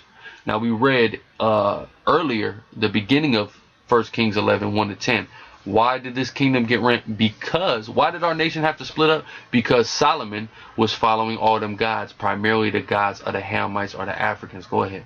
But he shall have 1 tribe for my servant David's sake, and for Jerusalem's sake, the city which I have chosen out of all the tribes of Israel, because that they have forsaken me and have worshipped Ashtaroth, the goddess of the Zidonians. Because our people were going after the way of our king and were worshiping a goddess of the Hamites, of the Africans. It's that ideology that had us out there like that, man. Understand that. Go ahead. It says, Kamash, the god of the Moabites, and Milcom, the god of the children of Ammon, and have not walked in my ways. Female gods, sun gods. Go ahead. Right, to do that which is right in mine eyes, and to keep my statutes and my judgments, as did David his father. Howbeit I will not take the whole kingdom out of his hand, but I will make him prince all the days of his life for David my servant's sake, whom I chose, because he kept not my commandments and my statutes. Jump to 40. Verse 40. It says, Solomon sought therefore to kill Jeroboam, and Jeroboam arose and fled into Egypt unto Shishak, king of Egypt, and was in Egypt until the death of Solomon. So Jeroboam went his ass to Egypt, right? This is Egypt now. Jeroboam went to Egypt, an Israelite. Now this is key. Go to the next chapter and go to verse 28. It's 1 Kings 12 and 28. So Jeroboam went to Egypt. Now let's see what Jeroboam did after Solomon died and he came back from Egypt as his first act of king over the northern kingdom. Let's see what his first act was. 1 Kings 12 and 28. It says, whereupon the king took counsel and made 2 calves of gold, and said unto them. This is the first thing Jeroboam did. He made 2 calves of gold. Now who worships the calf? That was heavy in Egypt, and that was also heavy in Babylon, going back to Murdoch. Go ahead. It says, and said unto them, it is too much for you to go up to Jerusalem. Behold my gods. Behold thy gods, O Israel, which brought thee up out of the land of Egypt. So this nigga Jeroboam, go his ass to Egypt, come his ass to Israel. First thing he does is take the Egyptian gods, but turns them into Israelite gods and says these are the gods that done brought you out of Egypt, which is oxymoronic. But the first thing he did after going and getting influenced by them Egyptians in their ways and their worship and their gods is going to make them same gods for Israel, man. You see what I'm saying? Because he wanted that power, that he wanted to deceive the people and he wanted everybody to follow him, man. You see what I'm saying? Go to Deuteronomy, we ain't gotta get that. Go to Ezekiel 16:26. This is Ezekiel chapter 16, verse 26. It says, thou hast also committed fornication with the Egyptians thy neighbors, great of flesh, and hast increased thine whoredoms to provoke me to anger. That's what pisses the Lord off. For multiplying your whoredoms with Egypt like you niggas is doing. That pisses the Lord off. That makes the Lord bring wrath on our people. You niggas in your mindset. Go to Ezra. Go give me Ezra 9 and start at verse 1. Oh, Ezra. Ezra. This is Ezra chapter 9, verse what? Read 1 and then skip to 7. Go ahead. Verse 1. Now when these things were done, the princes came to me, saying, the people of Israel and the priests and the Levites have not separated themselves from the people of the lands. And the people of the lands, which is primarily the Hamites. Go ahead. Doing according to their abominations, even of the Canaanites. Oh, the Canaanites, which are Hamites, Africans. Your modern day South Africans. Go ahead. Right. The Hittites. The Hittites, your other Africans, the Hamites, go ahead. The Perizzites, the Jebusites. All of them Africans, go ahead. The Ammonites and the Moabites. That's the Gooks, go ahead. And the Egyptians. Back to the Hamites, go ahead. And the Amorites. And they have taken off their daughters for themselves and for the sons, so that the holy seed have mingled themselves with the people of those lands. Yea, the hand of the princes. Is that it on that? On one? Or did you skip So like 7? it was. Okay. Verse 7. Since the days of our fathers have we been in great trespass unto this day. It says, and for our iniquities have we, our kings and our priests, have been delivered into the hands of the kings of the lands, to the sword, to the captivity, and to a spoil and to a confusion of face, as it is this day. So why is the so-called black man in slavery and at the bottom of everything?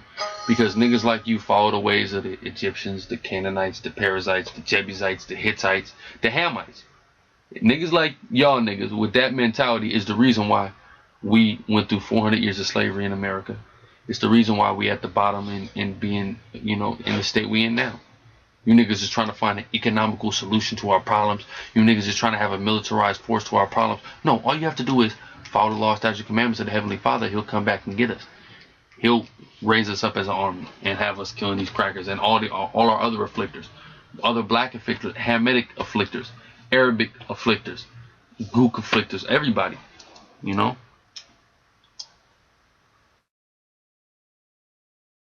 You understand what I'm saying? Now go to Judges 2. 1, read 1 to 3. Judges chapter 2 verse 1. And an angel of the Lord came up from Gilgal to Bochim, and said, I made you go up out of Egypt, and have brought you unto the land which I swore unto your fathers. And I said, I will never break my covenant with you. He brought us the fuck up out of Egypt, okay? Go ahead. When you niggas want to go back, go ahead. I will never break my covenant with you, and ye shall make no league with the inhabitants of this land. Ye shall throw down their altars. The Hamites. Go ahead. Throw down their altars, but what are we doing? What are our people doing? Worshiping their gods. Go ahead. And see, that's another thing, man. That's why you can't sit up here and say, oh well, you know, that's your thing. All right, well, you know, we can just agree to disagree. No, you got to tear down their altars, man. You got to tear down those strongholds, man. As the scriptures say. You know, you guys are breaking this. These are commandments, man. These are actual commandments, things that the Lord is telling you to do. Commanding you. It's crazy. It says, you should throw down their altars, but ye have not obeyed my voice. Why have ye done this? Why have you done this? Why are you doing this? Why do you want to be an Egyptian so bad? Why do you so into Hamitic culture so bad? When you the greatest people on the earth, the Lord shows the people, the Israelites. You niggas are retarded. That's what basically the scriptures are saying. Why are you being fucking retarded? Okay, go to 1 Corinthians. No, that was 2. Oh, that was 2. Okay, verse 3. Wherefore I also said, I will not drive them out from before you, but they shall be as thorns in your sides, and their gods shall be a snare unto you. Exactly, their gods shall be a snare unto you, and that's why so many of our people are following this Kemetic bullshit, because the scriptures say, because you niggas, when you didn't have to worship them, y'all was choosing to worship them, so now it's a snare unto our people. That's why so many of our people is up in this Kemetic thing. See, the Bible has the answers to everything. You niggas couldn't possibly rationalize anything off of them goddamn walls like these scriptures is coming out. You understand what I'm saying? Now get 1 Corinthians 1 and 22. This is 1 Corinthians chapter 1, verse 22. It says, for the Jews require a sign, and the Greeks seek after wisdom. The Jews require a sign. Yes, and y'all niggas always talking about a sign. You niggas want a sign, and then it said the Greeks require wisdom. Now them Greeks, when you go into the actual Greek word for the Greek, it's talking about a Greek-speaking Jew. So the whole thing is, you niggas is acting just like that. You niggas is requiring signs and seeking after all this wisdom and knowledge, but you totally missing the point. You see what I'm saying? Now go to Matthew 12 and 38 to 39. This is Matthew chapter 12, verse 38. It says, the certain of the scribes and of the Pharisees answered, saying, Master, we will see a sign from thee. But he answered and said unto thee, an evil and adulterous generation seeketh after a sign, and there shall no sign be given to it, but the sign of the prophet Jonah. For as Jonah was 3 days and 3 nights in the whale's belly. Exactly. So the Lord said what? He said, y'all niggas is seeking for a sign. You niggas want a sign that the Lord is real. You niggas want to know for a fact that Yahweh Shai, who the world calls Christ, walked on the earth. You niggas are seeking for a sign. You know what the Lord said? You ain't gonna get shit, nigga. You niggas don't need shit. I ain't giving you shit if you want a sign. Okay? Go ahead. So shall the Son of Man be 3 days and 3 nights in the heart of the earth. And then that's talking about his resurrection. Now go to Luke 11 and 16.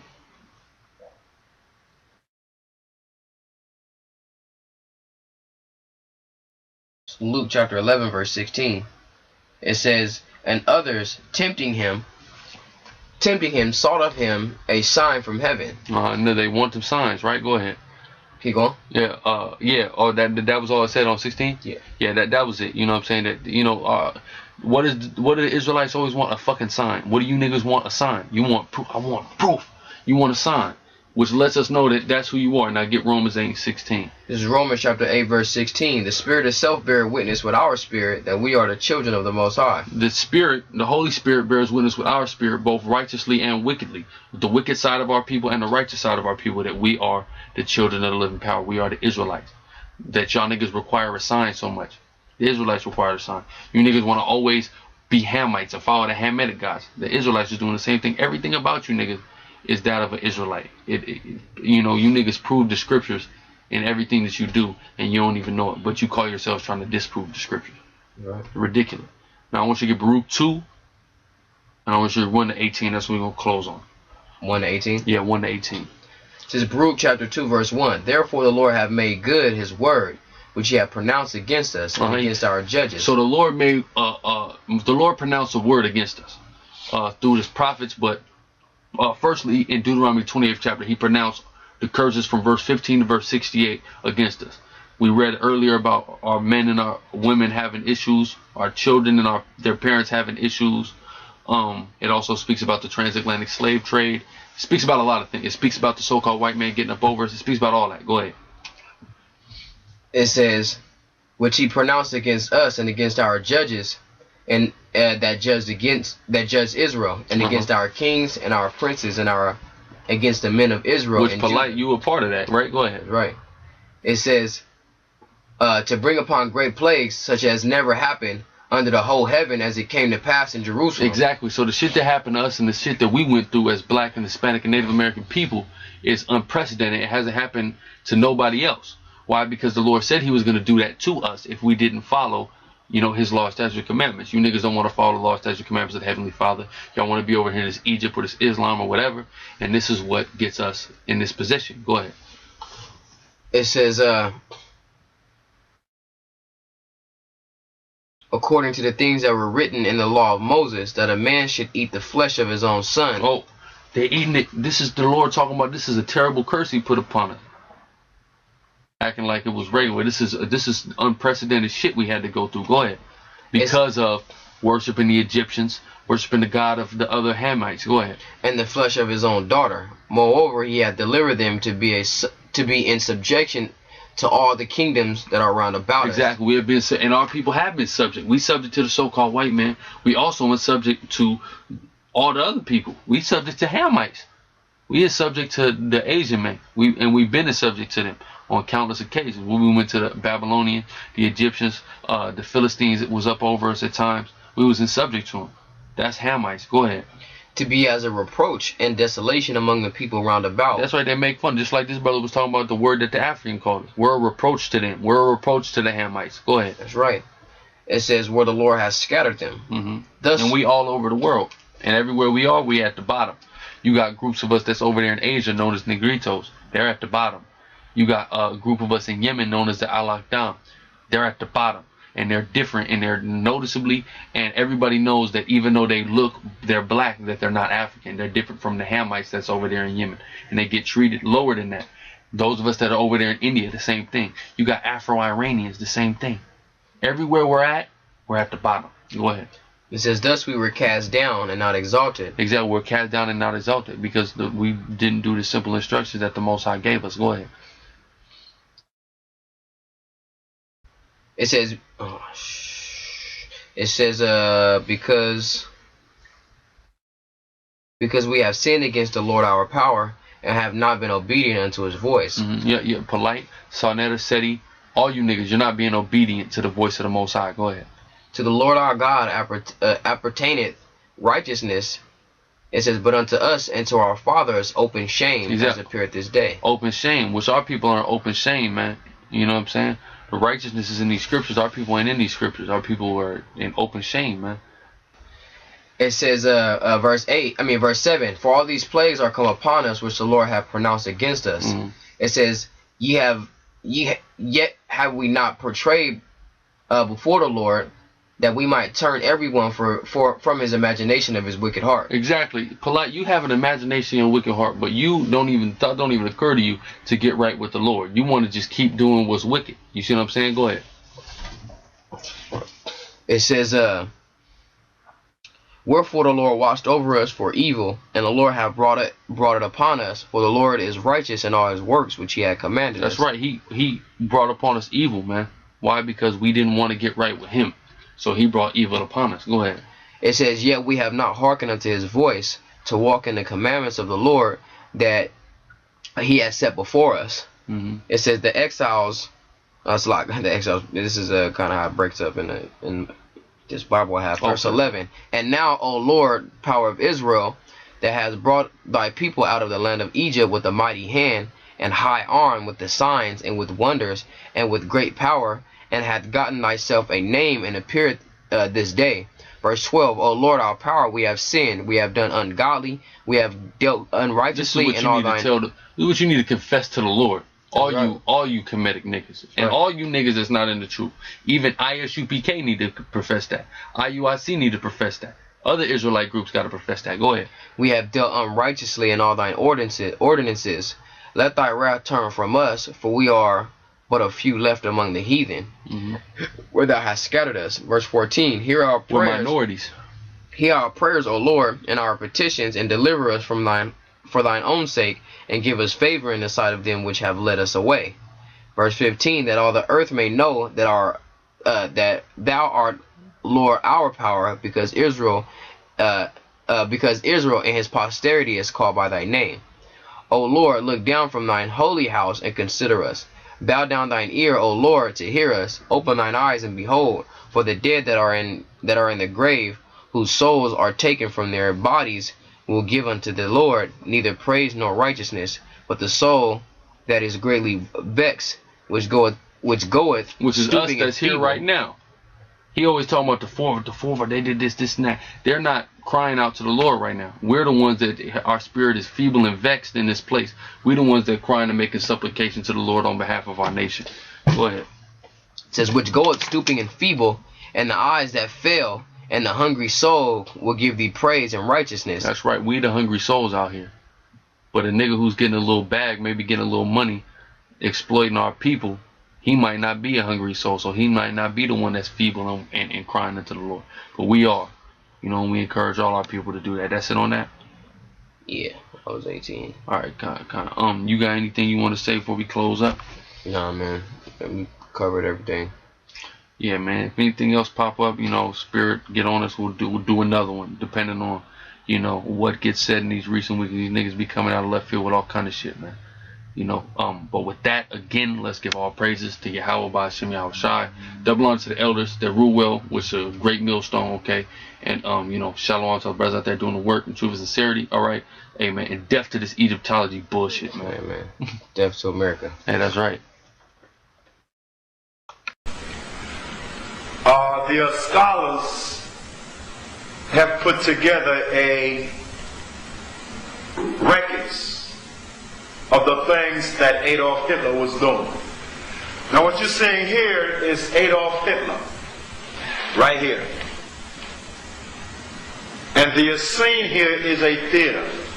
Adolf Hitler showing documentary films.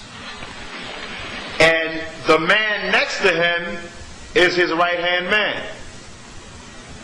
And we will read the caption at the bottom. Adolf Hitler and the rest of his comrades showing documentary films. Now let's see what happened. The man that we have just saw, his name is Goebbels, and Hitler personally appraised a new German movie